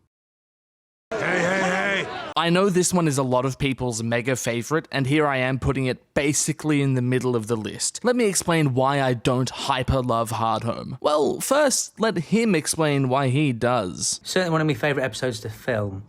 That whole experience of being down by the quarry and being chased by the undead. Also, when we were making it, I knew it was going to be like a really good episode because it came out of nowhere. It was about 40 minutes or something with the usual sort of dialogue and ponderous interchange, and then we went up to Hardhome, and then this white cloud appeared over the hill, and then just this onslaught, this absolutely unexpected onslaught. I thought it was really good because with a lot of things, you don't see them coming in life. And that was a little bit like that. You didn't expect that suddenly at the end of episode 8, 20 minutes from the end, this huge massacre was about to take place. So I loved that. Thanks, Ben. He's totally right. Hardhome, the battle, is an epic moment that just erupts out of a run-of-the-mill episode. However, I'm not here to review Hardhome, the battle. I'm talking about Hardhome, the episode. And run-of-the-mill for Season 5 isn't much to write home about. So yeah, it sits above the rest of Season 5 for the battle, but the rest of it still is Season 5, you know? Like the scene in the pyramid where Tyrion meets Daenerys and Jorah's there too, that's pretty dumb. Anella torturing Cersei is okay, but it relies heavily on Lena's carrying ability. There's more nonsense in Braavos, the waif is insane as usual. Sansa learns that her brothers are still alive, not that one though. Roose holds council and Ramsay sends his good friend Sir 20 Goodman to deal with Stannis. Either Daenerys or the writers have no self-awareness during this conversation, and I can't tell which. Then we get Break the Wheel, which a lot of people like, and I'm not one of them. Sam accidentally tells Ollie to kill Jon while explaining how altruism works. Hardhome itself has issues, but those are for another time, and I'll never dispute how strong this ending is. But for tricking everyone into thinking it's a great episode, I'm going to break Hardhome's wheels and cut its brakes. Number 37. First of his name. Okay, now we're cooking with gas. First of his name is a good episode. The one problem I have with it is Tywin declaring that the entire mining industry in the Westerlands has gone dry, which is this ludicrous plot point that is only ever lampshaded going forward. Besides that, it's all pretty good. Dany makes the choice to stay in Meereen, not knowing how boring it's going to be, and her reasoning is good enough, I guess, with the rest of her conquests in Slaver's Bay already falling back to their old ways. Tommen's crowning is good fun, the Bloody Gate is a thing, and we finally reached Lysa. She's insane and it's great. I'm not a fan of how this episode needlessly spoils that Lysa killed Jon Arryn when that would have been much more dramatic a reveal 2 episodes later. Kinda tells of pacing issues to come. Brienne and Podrick's relationship deepens a little, which is great. Sandor mocks Syrio for being killed by Meryn, fair. Oberyn and Cersei discuss their daughters, and it's really good. The showdown at Craster's is actually really well structured now that we're actually here. Things go from completely in Tanner's control to absolute chaos very quickly, but it's all established in such a way that it maintains coherence. Thomas Brodie Sangster is great, the lock deception is handled well, and of course I love the boss fight. Rast is killed by Ghost, Bran resolves to leave Jon and go north, and the wives burn down Craster's Keep. Pretty good ending to a pretty tolerable episode. For being, like, not terrible, first of his name gets a pat on the— Wait, you didn't skin the rabbit, you fucking idiot! Number 36. And now his watch is ended. Oh, hello, Season 3. And Now His Watch Has Ended is a good episode, but it's not great. I try to judge each episode as isolated as possible, but it's not lost on me that this one has the poor fortune of being sandwiched between 2 excellent episodes. We're now at a point where to truly criticize the episodes, I have to go into really finicky nitpicks, like how Joffrey says that Rhaenyra's remains are in the crypts beneath Baelor's Sept even though it was built over 40 years after her death, or like Brienne chastising Jaime's worldview as though she isn't also a pampered highborn. And even those have asterisks attached attached to them, which weakened the criticism. Theon tells some guy he's just met the incredibly sensitive information that Bran and Rickon are alive, I guess. That could have been better. The rest is fine work. Jaime's torment shows his great pride and resolve. Varys has a sorcerer's ship express from Essos and susses out Peter's plans for Sansa. Joffrey gets a taste of popular praise. Cersei confronting Tywin about her prospects makes for a great scene. I distrust you because you're not as smart as you think you are. Varys cucks Peter in a beautiful way, and this dynamic between him and Olenna is great. Girl talk with Marjorie and Sansa is good shit. It's all good shit, man. And then there's the mutiny at Craster's and Sam's flight with Gilly and her newborn. The Brotherhood interrogates the Hound and Dany bloods the Unsullied early. It's a good sign that an episode this relatively consistent is this far down the list. For reminding me that this show was actually fucking phenomenal, I apologize for the placement of "and now his watch is ended." There's just too many good episodes. Such as...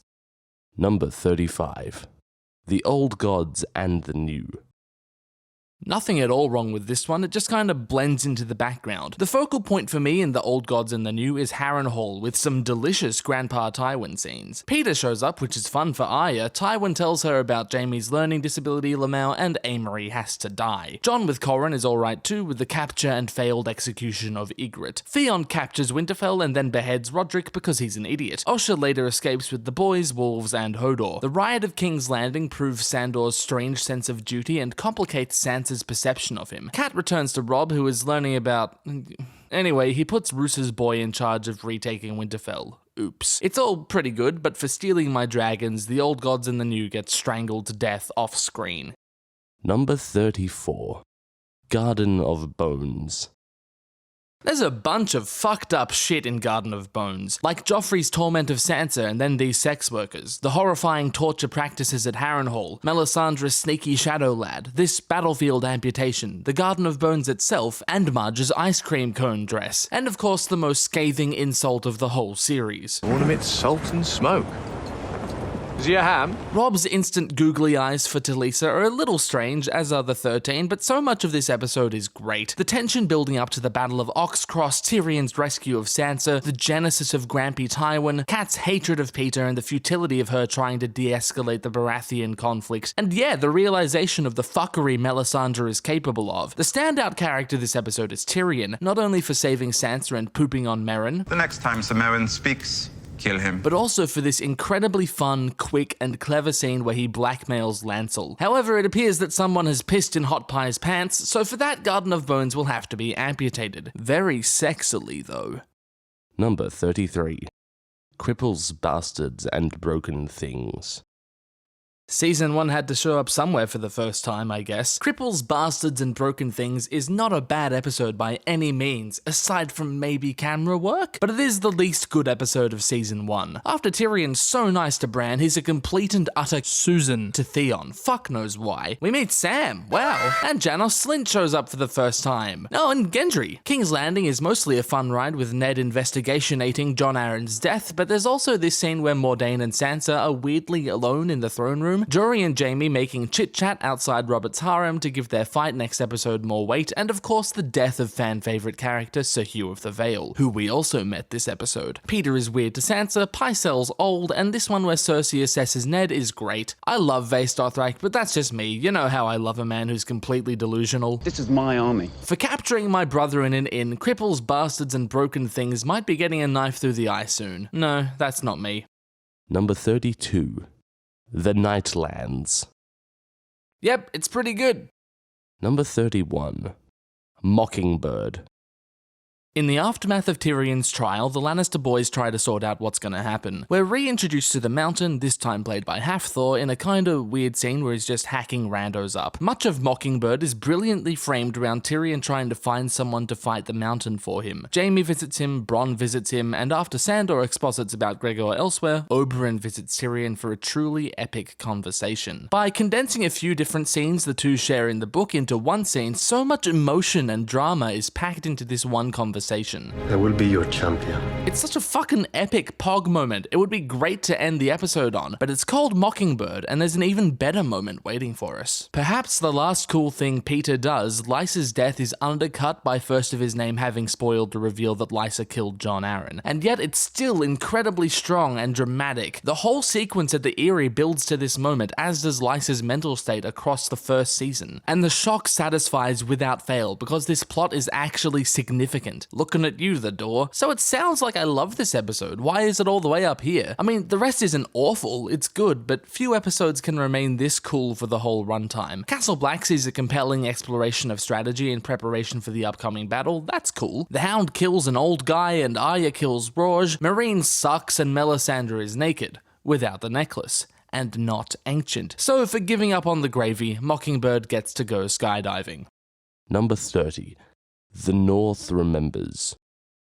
It always struck me as a strange decision to open Season 2 on Joffrey's name day tourney, but I guess the North Remembers does this to establish what things are like at the season's prime location. Joffrey's cruelty continues, Sansa's will has been crushed, and Dontos exists, but then Tyrion's arrival is a reprieve from all the horror. Tyrion's time as Hand of the King begins here, and I love it thoroughly. The comet ties together a lot of this episode, and I kind of wish they'd steered into it even more. Daenerys struggles with her ragtag Khalasar fine, the Watch arrives at Craster's. I've always loved Mormont's speech to Jon here, and of course we meet the one true king. Poor Cresson. Robb interrogates Jaime and sends Alton to King's Landing. Grey Wind is a good boy. He sends Theon to treat with Balon too. Oops. I've always loved how the end uses Joffrey's massacre of Robert's bastards to remind us where Gendry is on the road with Yoren and Arya. For slapping me in the face, the North Remembers could be put to death.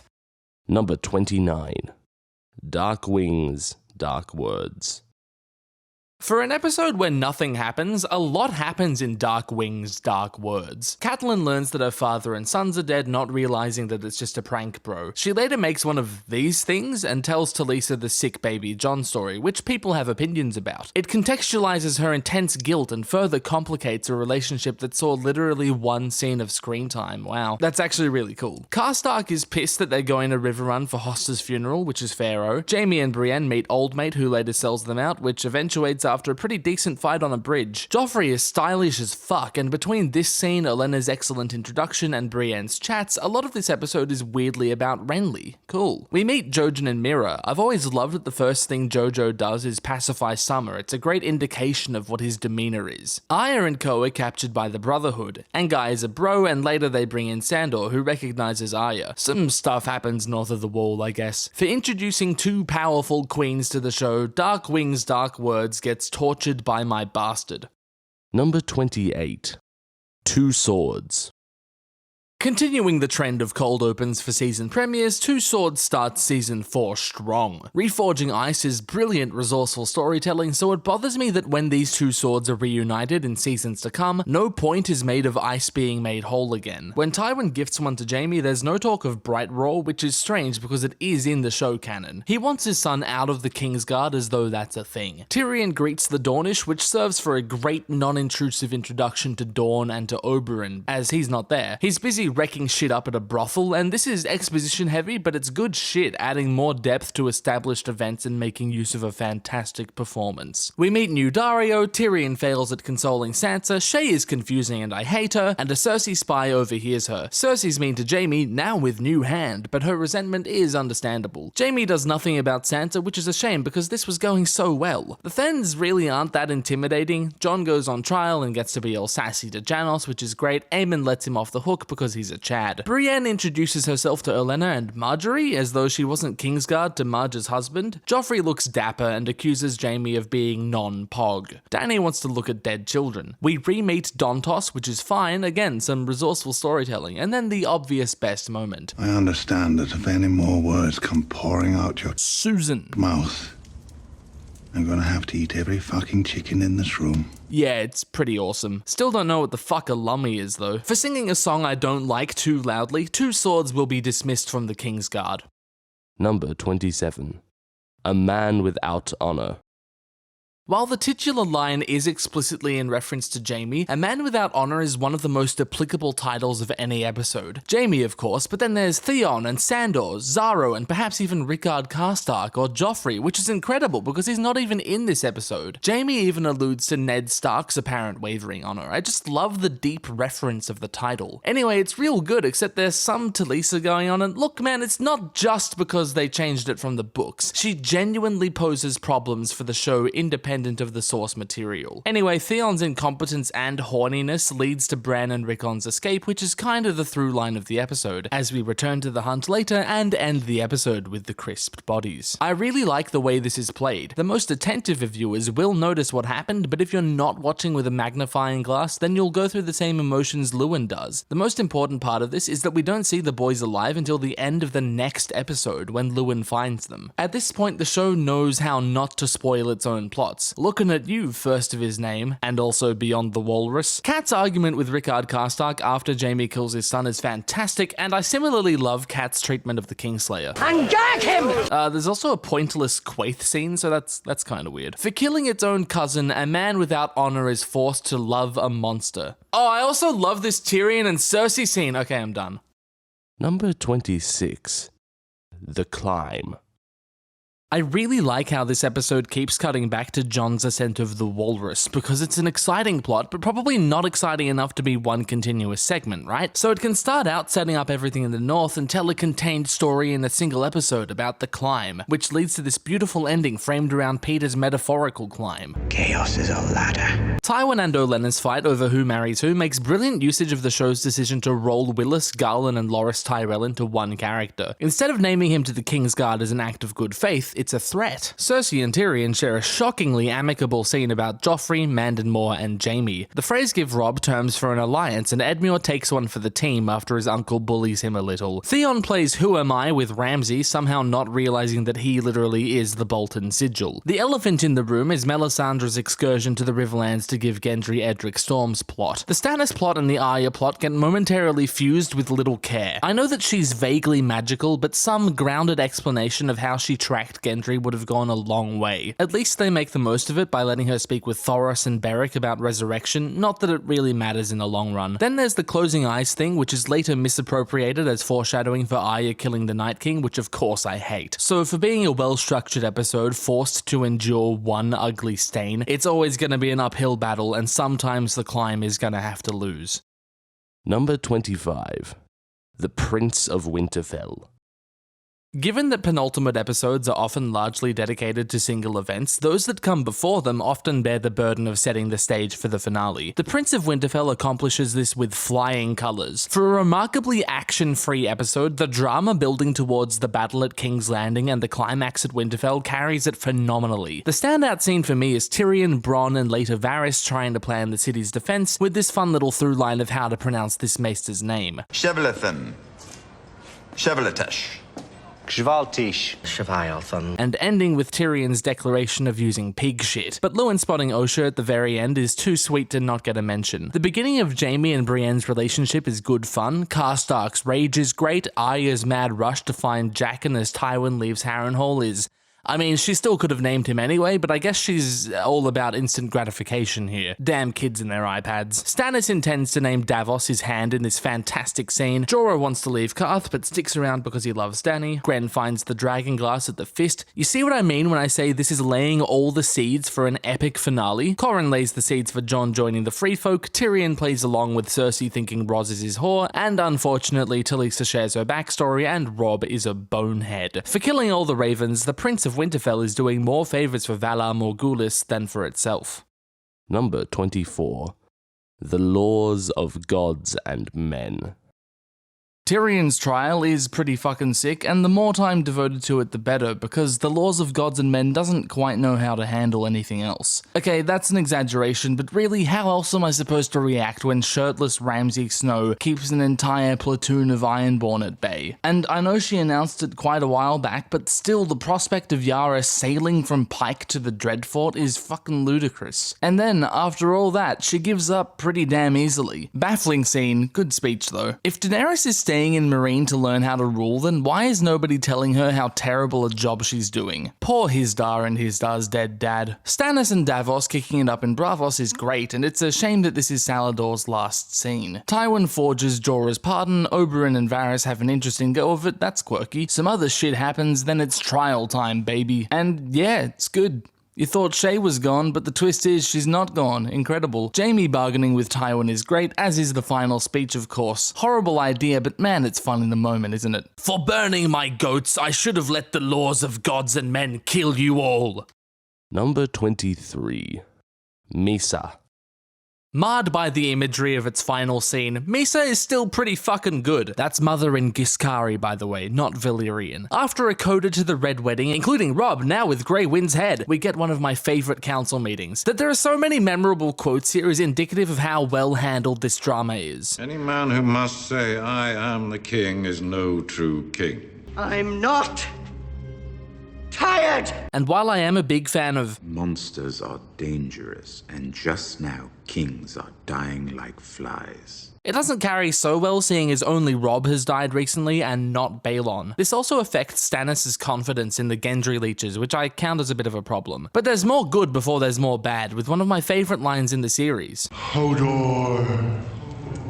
I've always loved how the Rat Cook story about violating guest right cuts directly to Walder and Roose. This scene itself leads directly to Ramsay with his shaky sausage. So many memorable moments in this one, though I've never liked how he pulls the name Reek out of thin air. Bran meets Sam and Gilly, but they take some convincing before letting them through the wall. Varys tries to get rid of Shay, and while it doesn't work, I can still thank him for trying. I love the Cersei Tyrion scene where she's sympathetic to Sansa. Arya kills a man, Jon gets shot by his girlfriend, Jaime finally returns to King's Landing, and man, what a day this is for Cersei. Sam and then Jon arrive at Castle Black and Aemon sends ravens across the realm. One of those ravens makes it to Davos, who tries to convince Stannis to let Gendry go. But if you want something done, you do it yourself. That all sounds pretty fucking great, but for sending me my son's dick in the mail, Misa gets this weird white savior vibe going on. I really don't like that last scene, probably the worst of any season. Yeah, I mean any season.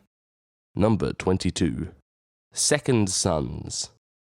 Sandor, Tyrion, Stannis, and of course the mercenary company itself, Second Sons makes the most of its title. Though I much prefer Michelle Huisman's Dario to Ed Skreens, this episode offers the character a strong introduction. Daenerys wants unloyal sellswords on her side, okay, but getting past the premise, the rest of the plot is pretty good. I quite like this first scene where Miro treats with Dany. Prendal did nothing wrong. Rip. Arya gives killing Sandor a crack before he tells her where they're actually going, which is a cute way of keeping us up to date with the Robb plot. The Stark-Lannister wedding is such a fucked up circumstance, but they still make it pretty cute, putting Tyrion at perhaps his most likable. And so my watch begins.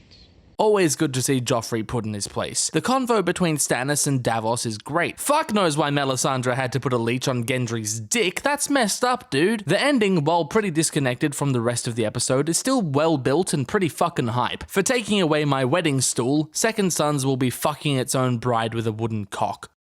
Number 21. Lord Snow.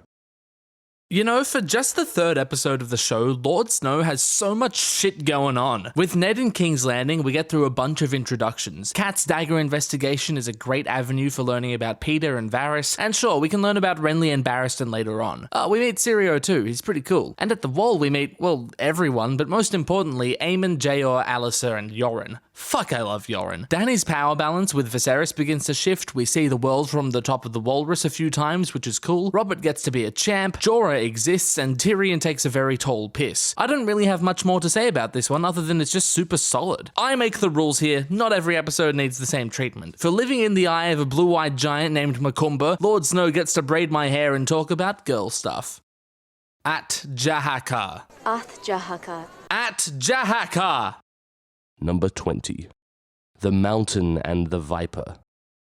I was thoroughly perplexed when nobody I asked told me that this was their favourite episode, but I guess The Mountain and the Viper's hype doesn't pull it all the way up to the top. Some components just seem a little out of place. I'm not going to go too harsh on Ygritte sparing Gilly during the Molestown attack, because I guess she has sympathy for the baby. She knows Gilly is a named character, maybe. In total, the attack provides a decent prelude to watchers. Meereen is weird, Moat Cailin is good, and at the Eyrie, I love that Sansa holds power over Peter momentarily. Seeing her genuinely outplay the Lord's Declarant is great. great. Barristan receives Tywin's forged pardon of Jorah from some random kid and everyone just goes along with it. He tells Jorah before he tells Dany, but then when Jorah gets to Dany, she already knows? Yeah, Meereen is weird. Luce Roose legitimizes Ramsay, which is cute, and then he also lies about how big the North is. Arya and Sandor, for some reason, turn around when they learn that Lysa is dead, as though Sweet Robin wouldn't be just as accepting of her. Okay, I'm starting to see why the one scene doesn't carry this episode. And I don't need to tell you about Gregor versus Oberyn, you already know how sick it is. But I do need to tell you about the cringy scene before it, where the showrunners used Tyrion and Jaime as mouthpieces to diss Orson Scott Card as petty revenge for his criticism of the show. Yes, that's why they invented Orson Lannister, and that's why he's slow, as they put it. Smurf the Beatles! Smurf them! Go! It's kinda disgusting. For raping my sister, murdering her, and killing her children, The Mountain and the Viper could have been fucking excellent, but I'm gonna have to flay it. Number 19. Winter is coming. Hard to think that it's been 10 years. What a way to start a series. You know exactly what you're in for from just the first scene. Fantasy that fucks from the very first moment. This thing takes itself seriously, is willing to be patient to make the most of its plot, and dude, the main character's first real action is beheading a sympathetic boy in front of his prepubescent son. Winter is Coming understands exactly what it needs to do, and it does it extremely well. I just love how the episode introduces all the relevant characters and plots and facets of the world in tandem with one another. For example, Ned's reluctant execution of Will shows us the kind of guy Ned is, the place he holds in the world, and the overarching plot of the whole series. Well, all but 3 episodes. And the next scene characterizes 4 more important characters while introducing us to sigils and house relations and symbolizing the other overarching plot of the whole series, the struggle for the throne. And both of these plots are further elaborated upon as the episode goes on before it ends with a thrilling shock, introducing the show's love of dramatic endings. God damn, everyone's introduced so effectively. As far as missteps go, I can only really think of the early spoil that Jaime and Cersei had nothing to do with Jon Arryn's death, and maybe the nature of Daenerys' wedding night. For cutting Jon Snow's hair, Winter is Coming is banned from climbing. No climbing. Number 18. Valar Dohaeris. A delicious cold open. Sam is a total screw-up, Mormont foretells the apocalypse, credits roll, fuck yes. Valar Dohaeris knows how to kickstart a season. Jon mistakes Tormund for Mance, they're both excellent, and Jon's supposed motivation for joining the Free Folk is great. Cersei and Bronn are in the same shot for I think the only time ever, wow. Davos finds rescue, Salador chastises him, and later on he tries to kill Mel for pushing the dead sun button. You'd think maybe he'd continue to hold a grudge against the guy who actually organized his death, but whatever, time heals all murdered children, I guess. Sounds like a charmer. Robb takes Harrenhal, imprisons his mother, all good, and we meet Qyburn. Wow. Tyrion demands Casterly Rock from Tywin, which is kind of weird, as is Tywin's respect for his father. The resulting beatdown is great though. Marjorie's orphanage shenanigans are also a little odd, but whatever. Dany arrives in Astapor, Krasnitz is great, and Barristan motherfucking Selmy is back to save Kelly from the Manticore. And though the Warlocks are never mentioned again, I love Ian McElhinney, and it's a great reintroduction to the character. For killing my son, Valar Dohaeris isn't all that bad. Number 17. The Ghost of Harrenhal. Usually, a moment as striking as Renly's death is what ends an episode, so I commend whoever decided to use this moment to begin the Ghost of Harrenhal rather than end Garden of Bones. This decision allowed the entire episode to follow on directly from Renly's death, chasing the repercussions around the realm. Loris's grieving is great, and I really wish they'd stuck with his love for Renly rather than throwing him in bed with Olyvar in just 1 season's time. Tyrion and Cersei, I don't want to say celebrate, but they discuss the ramifications in one of these end-to-end brilliant King's Landing scenes, wherein they also talk about how to defend the city. Lancel the beaten dog tells Tyrion of the wildfire Cersei's making, which sends the imp to Helene for just such a fun scene. King's Landing is so goddamn fun. Stannis struggles with his kinslaying, Theon meets Dagmar, and they sneakily come up with the plan to steal Winterfell as they leave Pike. Tywin's counsel is great, I love the tension at the end with Arya, and then Jaqen tells her the deal with the names. Gendry is hot, and then the tickler goes for a tumble. Jon really wants to go with Corran, and Jayor submits. Drogon is adorable, and the Dothraki debate on how to steal the Golden Peacock is some hilarious levity. Quaithe is weird and pointless, and Karth is kinda just slow and strange. Brienne's vow to Cat and the surrounding scene is awesome. For listening to a twisted demon monkey, the Ghost of Harrenhal, yep, it's pretty good. Number 16. The King's Road. If a first episode has the unenviable task of gaining the viewer's attention, the second episode then has the even harder job of maintaining it. After getting its one pretty uneventful scene out of the way, The King's Road fills its runtime with emotion, backstory, action, and fallout. I've always adored the entire Micah incident for being a microscopic prelude of how the entire Stark-Lannister conflict is going to play out over Season 1. Cersei will lie, cheat, and manipulate to protect her family, Ned will struggle with sacrificing his honor for his family, Arya will keep strong, Sansa will be pacified, Joffrey will be a loose Susan, and innocent people will die. Other standouts are Dany's little self-contained story of finding agency by pleasing Drogo. Little fucked, but I guess that's par for the course. Cat goes through a lot too, bonding with Cersei, getting sliced up and leaving for King's Landing. Jon and Arya are adorable, but things go south for both of them quickly. Tyrion is reinforced as being just a whole lot of fun in this episode, and for burying its face in my tits, the King's Road gets slapped in the face 3 times. Mother, you can't. Number 15. The Pointy End. Ooh, this one's Germs. Right into the action, the Pointy End kicks off with a fucking massacre and follows both Stark daughters through the aftermath of Ned's failed coup. Bye Mordain, bye Syrio, Arya makes it out, securing her first kill, and Sansa doesn't, and so Cersei's extremely complicated relationship with her takes form. Robb goes to war, his meat is bloody tough as is Hodor's cock. Cat is fucking livid but gets to see her son again, I guess. Tyrion shares his goat and makes promises he can't possibly keep. Tywin thinks it's funny. Kevin's here. At Castle Black, there's the whole thing with the Whites after Jon has a go at killing Thorny. Dany meets Miri, Drogo's a fucking badass, and so for dismissing me from its Kingsguard, I'm going to cut through the Pointy End like carving a cake. What an episode. My favourite scene on a personal level was being able to tell Joffrey and Cersei where to get off whenever I stormed out of the palace. I certainly enjoyed doing that. Number 14. The Bear and the Maiden Fair.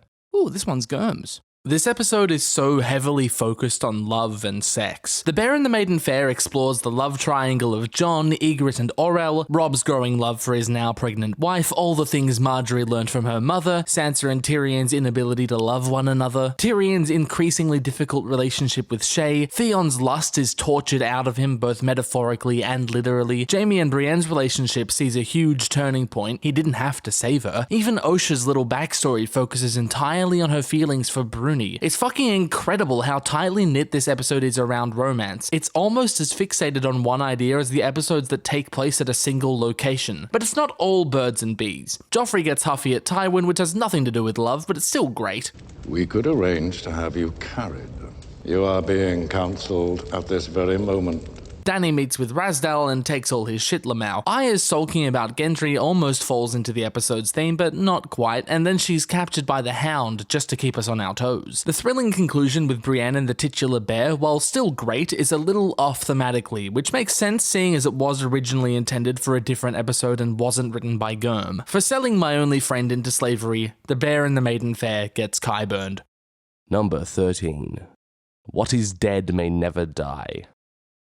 Forget about the rest of it. The sheer cleverness of Tyrion figuring out who Cersei's mole is more than enough to earn this episode its spot. What is dead may never die is awesome. The only scene I'm not fully on board with is Shae's anger with Tyrion. Mormont's dire speech to Jon and reveal that he already knows about Craster's practices really puts into place how dark this story will get. We meet Brienne and Marjorie as Cat comes upon Renly's camp to begin the fruitful military alliance between him and Robb. Just kidding. Just have sex with your wife, dude. Come on, it's easy. There's some Greyjoy family drama as Theon is super pissed at Yara and Balon has no respect for Theon. What a Susan. King's Landing is a lot of fun as there's an awkward family dinner and Tyrion finds Shae a safe place as Sansa's handmaiden before this gush-worthy scene. Oh, it's so great. I love how annoyed Peter gets at Tyrion, yet he still works with him to get what he wants. The conclusion of Tyrion's plan, Pycelle's capture, is awesome. Cut off his manhood and feed it to the goats. No. There are no goats, half man.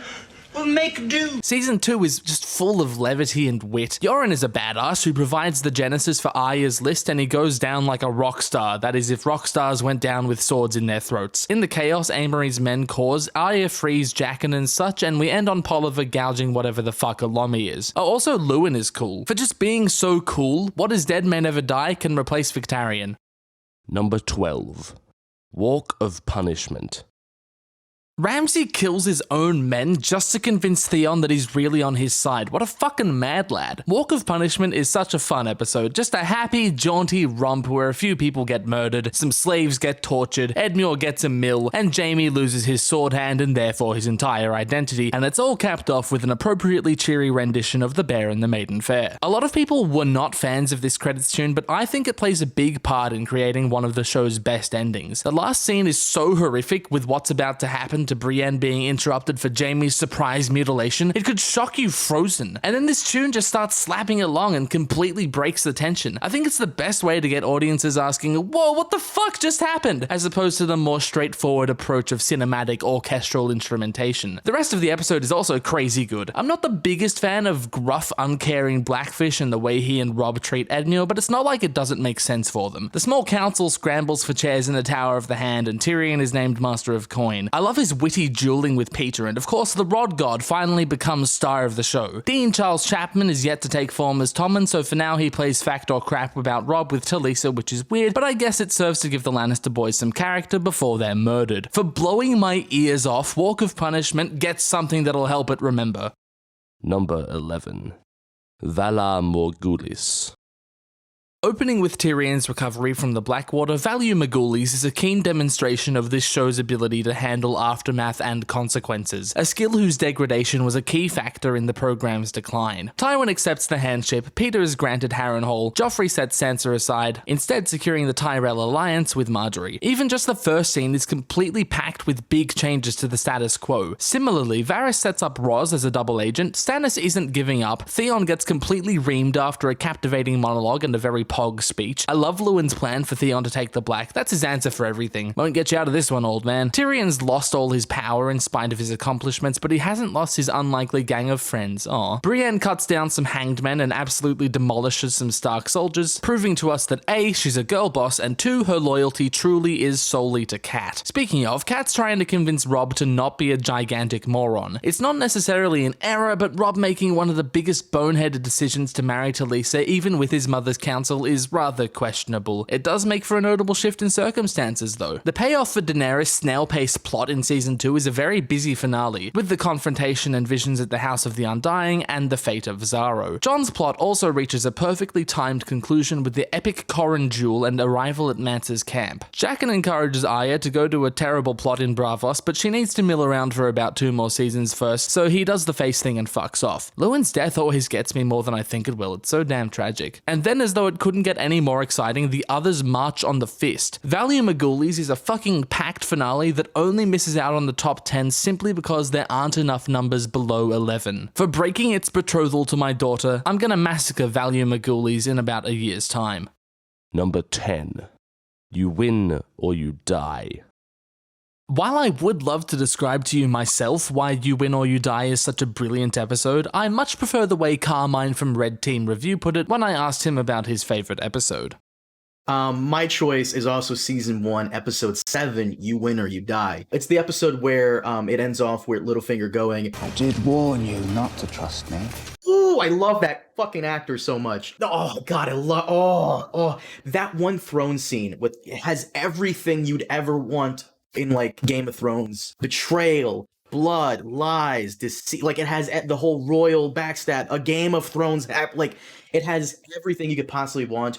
Also in the same episode, the brilliant introduction of Charles Dance as Tywin Lannister, where Jaime comes in, is trying to talk to him, and he's just cutting the stag up, and it's just such a great goddamn so good, so good. I believe that's also the same episode where Jon Snow and Samwell Tarly swear their oaths, which also a great scene as well. Also the episode where Drogo commits to invading Westeros, and it's also the same episode where, Cersei's like, when you play the Game of Thrones, you win or you die. And it's just, it's such a good, episode in general. And especially that last one, that's how you end a fucking episode. Yeah, I did warn you not to, that's how you end it. Oof. Greatest episode. Dude fucking loves his little finger, hey. I don't have too much else to say, he's completely right. You Win or You Die is framed around the fallout from Robert's death, and it's fucking brilliant end to end, as are all episodes in this top 10. The final 10 minutes of this one are just so much fun to watch between Drogo's speech and Ned's coup. What a cliffhanger, what an ending. For reducing conflicts into two outcomes, I'm gonna tear up You Win or You Die's favourite piece of paper. Number 9. A Golden Crown.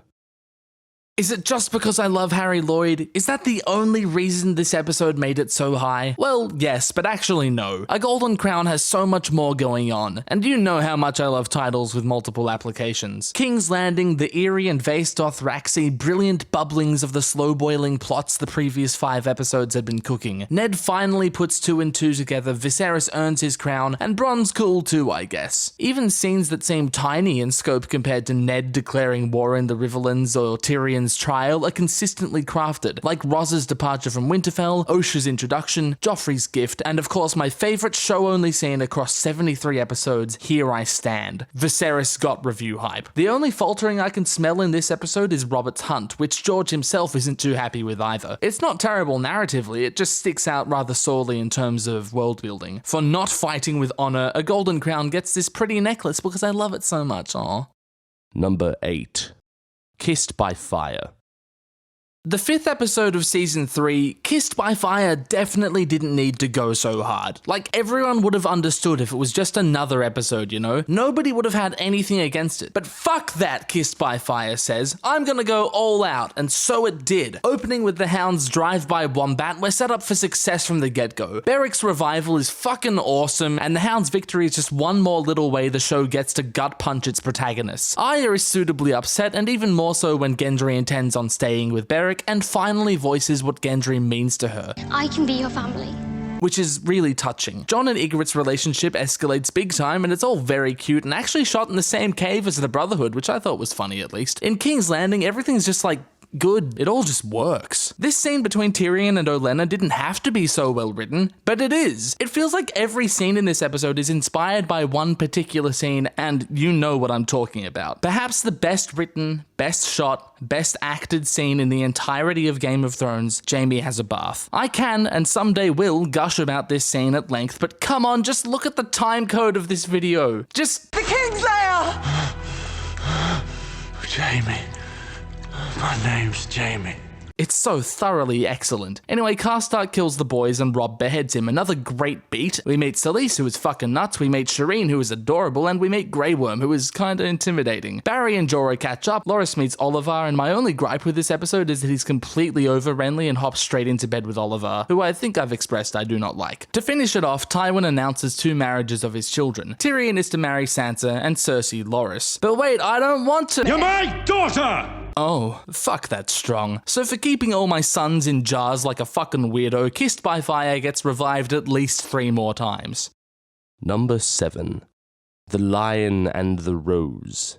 Ooh, this one's Germs. Demonstrating Theon's fucked up servitude to Ramsay and the daring beard on the handsome shark himself, The Lion and the Rose is, okay, who are we kidding? This episode is only here for its final scene. But man, do I love this scene, and this scene. Widow's Wail is such a terrible name for a sword, of course Joffrey would go for it. Tyrion dumps Shay, that's pretty heavy. Stannis is Pog, Bran sees some shit to build some hype. Jack Gleeson knows that this is his episode, and he fucking kills it. What a performance. There are so many interesting little interactions at the wedding. Not now, Mace. Lord Tywin and I are speaking. I love how you can see Olenna commit the crime. That's a great little detail. Loras flirting with Oberyn is strange, but Jaime's conversation with him is good shit too. Imagine having the balls to talk back to Jaime Lannister like that. And neither will you.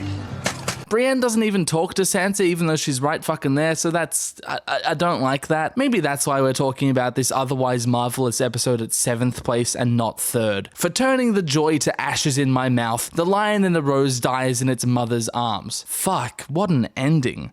What an episode. Number 6. The Wolf and the Lion.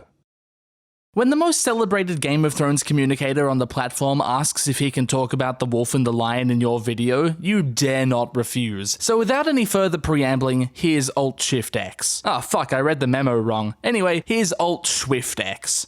Again. My name is Alt-Schwift-X, and Season 1, Episode 5, The Wolf and the Lion, is a banger. You've got the Ned and Big Basil the Bold being bros. You've got Bobby Baratheon at both his most bombastic and heartfelt. Arya chases cats and overhears conspiracies. Catelyn takes Tyrion to the Eyrie. Loopy Lysa chucks him in a sky cell so Jaime sticks Ned's leg with the pointy end. So many iconic moments, and some of the best bits aren't even in the books.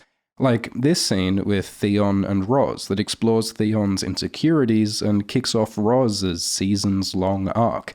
And this scene where Varys and Littlefinger circle each other, trading barbs, dripping with intrigue and mystery.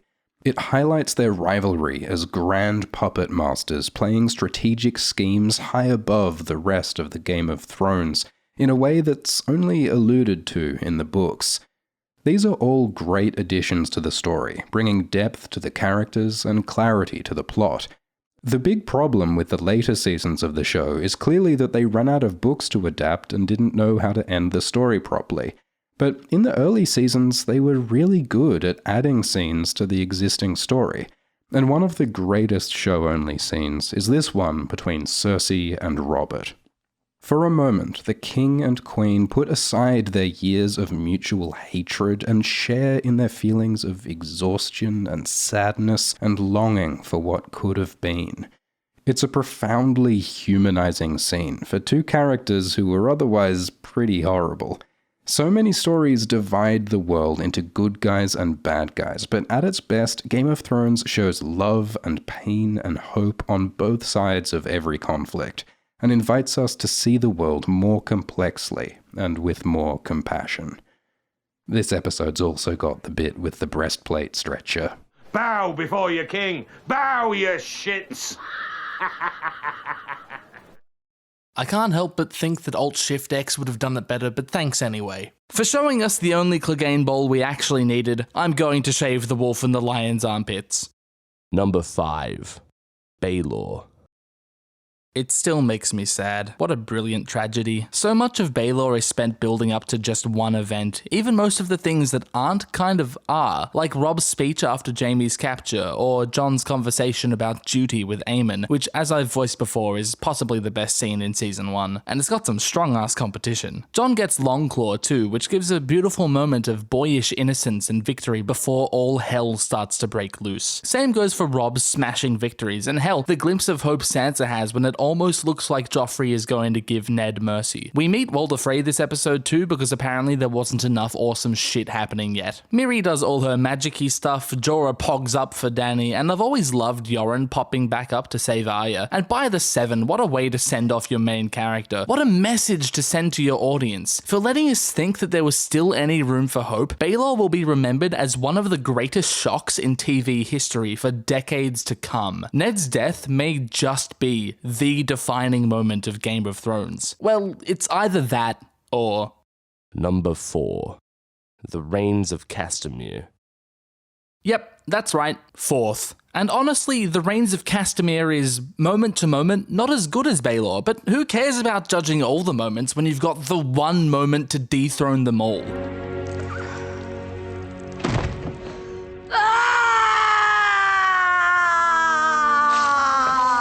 It's hard to go past the Red Wedding. It was just an extraordinary event and gobsmacking, and kind of transformed the way in which people anticipated what you could possibly do with narratives. Thank you, Ian. Legend has it that Benioff and Weiss were mainly only interested in adapting Game of Thrones for this one scene, and judging by the show's wavering quality basically straight after it happens, it kinda makes sense. But my god, if it isn't worth it. Yeah, I know they ruined the show. I know it as well as any of you. I don't care. It was worth it. All the bad pussy and fingers in the bum and McQueens in the world, it was all worth it for the Red Wedding. So much of this episode and season and show is constructed around making the most of this one moment. The show went on for 5 more seasons, but man, this is the real climax. Elsewhere, Jon is forced to out himself as a crow in this big confrontation that Bran happens to be present for. That's kinda cool. Arya attends the wedding, but not like that, and Dany sacks Yunkai. The Jon shit is good, and I like Arya's coldness towards Sandor, but it all pales in comparison to how the episode ends, as does everything else. So though the rest of Baelor is generally better better than the rest of the Reigns of Castamere for uniting us all in grieving for fictional royalty. It will be remembered as one of the biggest cultural moments of the 2010s. Also, I love how the credits are silent. That's a big brain move right there. Number 3. Blackwater. Ooh, this one's Germs. Yeah, I was surprised too. I really expected it to be number 1, but here we are. Blackwater is incredible. The first episode spent entirely in one location. It really demonstrates the show's ability to maintain your attention for a whole 50 minutes. Of course, the whole fucking episode is gripping and excellent, so I'm just gonna have to point out my favorite bits. Of course, the wildfire explosion is brilliantly built to across the entire season and is every bit as thrilling and horrific as it should be. The terror and desperation in Davos' voice the moment he watches his son die, get down! Followed by the most visually spectacular moment of the series yet, would make it unforgettable on its own. But then it's followed by Stannis' resolve to push on. Hundreds will die. Thousands. I know that calling it epic isn't much of an argument when others could easily say the same thing about episodes I rated very poorly, but the difference is how solid the story's foundation is and how true the characters are to themselves. Tyrion's speech as he rallies Joffrey's men is absolutely pog. There's our brave men knocking at our door. Let's go kill them! Sandor stopping by to save Sansa on his way out is a super interesting moment, and the cliff gets temporarily hanged regarding whether she went with him or not, so that's interesting. And of course, Mandan's attack on Tyrion and Podrick's sudden saving of him happens so quickly, and it's like, whoa, that just happened! And like, dude, Cersei's about to fucking kill Tommen when Tywin arrives. That's heavy shit, dude. The last 3 minutes of Blackwater are so loaded and frantically paced that it just grabs your ass and pushes it to the edge of your seat. For providing me with spectacle so incredibly built up to, Blackwater, yeah, it's alright, I guess. Number 2. Fire and Blood. I love this episode. Hook this episode to my veins, please. I would love to explain at length why Fire and Blood is one of the finest episodes of any TV show I've seen, but I would much rather let a seasoned veteran have at it. So, take it away, Preston. I thought about it a bit, and I think my favorite is probably Fire and Blood, which is episode 10 of season 1. They did a good job in recognizing some of the high points of, the novel Game of Thrones, and then put them all in the same episode to create a pretty good ending. Like, some are built in. Like, obviously, like, Daenerys' story ends a Game of Thrones, and that's an incredible scene. Probably one of the best chapters George R.R. Martin has ever written is Daenerys 10, a Game of Thrones. And so, putting that to screen at the end of the season is incredible. But they also take some things that wouldn't necessarily be the final scene of some characters and make it the end. Robb being King of the North happens a little bit earlier than the end of a Game of Thrones happens, but they kind of make that the ending. And so I just thought, I thought they did a pretty good job in like just having all of those beats happen at the same time to end on a big, good, positive note.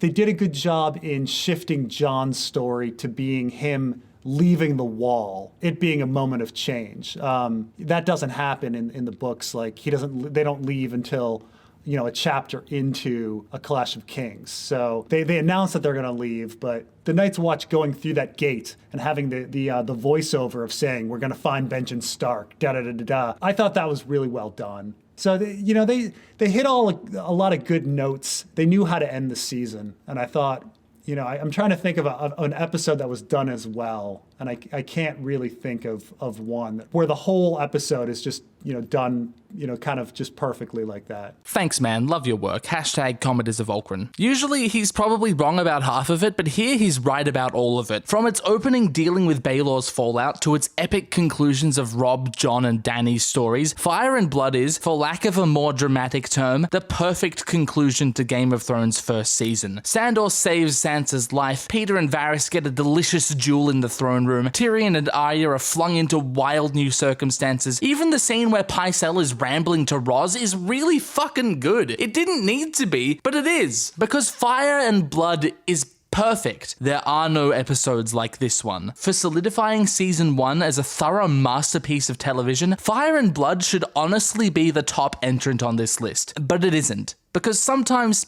perfection isn't what you want. Sometimes you want hype. I agonized over this for weeks. All I could think about was what episode I would call the best. The bottom 10 was obvious. The rest of the top 10, pretty easy. But ordering these last 3 episodes was torturous. In the end, though, all of them are masterpieces, and putting them in any order is arbitrary. So I guess the agony was for nothing, because it's all the same, whether I end with Blackwater, Fire and Blood, or... Number 1. The Watchers on the Wall. This might be the most controversial placing on the list, and if you'll recall, I put Hard Home in the high 30s. But yeah, nah, Watchers on the Wall is... I guess it's my favorite. It's basically got everything Blackwater has, save for the big explosion, and it has what I consider to be more compelling emotional through lines. The Long Night can fuck right off. This is the Helm's Deep of Game of Thrones. The action in the siege is so dynamic. There's so many established angles that we get to view the conflict from. Fuck me, it's just brilliant. Of course, before we get into all the gloom and doom, there's so much fun to be had in this episode. Is it so difficult to imagine that an old person was once, more or less, like you? I absolutely adore this scene between Eamon and Sam where they talk about love. Peter Vaughan is a total scene stealer, and then it's immediately followed by... Oh, Pip! Open the fucking gate! And it's just so cool to see Sam so emotive for once. Yes, well, let's get used to it. Then the horn sounds and holy shit, just look at that fire. Okay, we're gonna run into issues if I list every scene I love, because it's all of them. But man, it's so cool to see Alyssa confiding in / counseling John about what it's like to lead, and conceding that John was right about the tunnel. This is a rivalry that had been brewing for 4 years, but they're working together just this once because they know that if they don't, they're fucked. Sam is waking the fuck up in this episode, holy. Promise me you won't die. I promise. I will never die. The only issue that comes to mind is how underdeveloped Stir is. Like, he gets more screen time devoted to him than Small John Omber or Mandon Moore, but not as much as, say... I guess he's pretty well established as far as Game of Thrones mini-bosses go.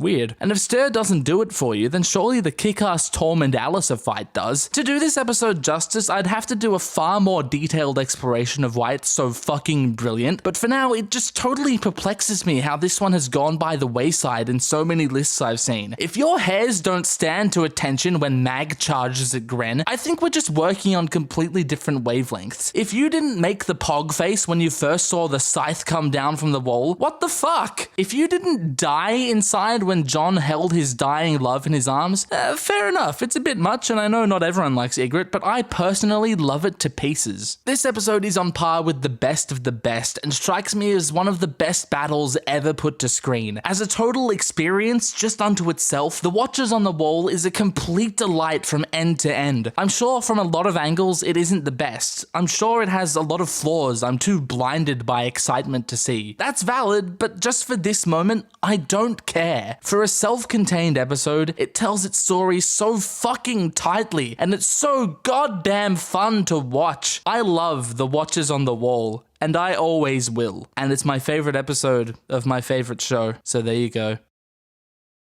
And now, my watch is ended. There.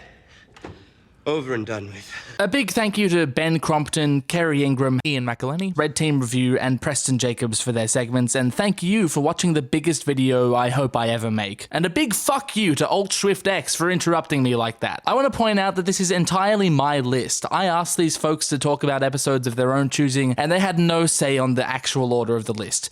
It's all my fault. So much of this show is so great in so many different ways that the top of this list is very tight. For analogous reasons, the bottom of the list is also packed. The top 5 and bottom 5 were very clear to me, and the rest took a bit of thinkering. But hey, if you have a different top 5 or bottom 5 or 10 or 37, or like you think that numbers 43 and 44 should have been swapped, or something weirdly specific like that, then go ahead and say so. If you'd like to see me elaborate on season 7 or 8, I have videos addressing each of their episodes individually, and my never-ending GOT review series is tackling season 1 in more detail than anybody ever asked for. I think I will have to do more detailed breakdowns of those top 5 to really show why they deserve those places. Thanks also to my highest tier patrons, Aglahir, Org, Blue Mustard, Glanus, Ingvald, Hoverarm, Moremoths, Samsoom, Simcoe, Stay78, Waffl, Wisdom Manari, and Ondy. You are all my little pog champs. Feel free to subscribe, join my Discord server, or follow me on Twitter because those things are free. But don't feel free to pledge on Patreon because that isn't free. As I mentioned in the beginning, I've made a short explanation of why this video was re-uploaded in the first place, so if you're interested, check that out in the description below. Cheers.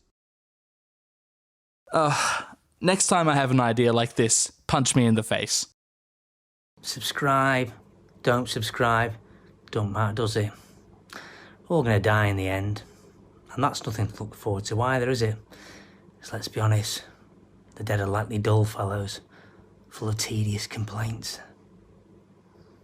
See you later, Mum. Take care.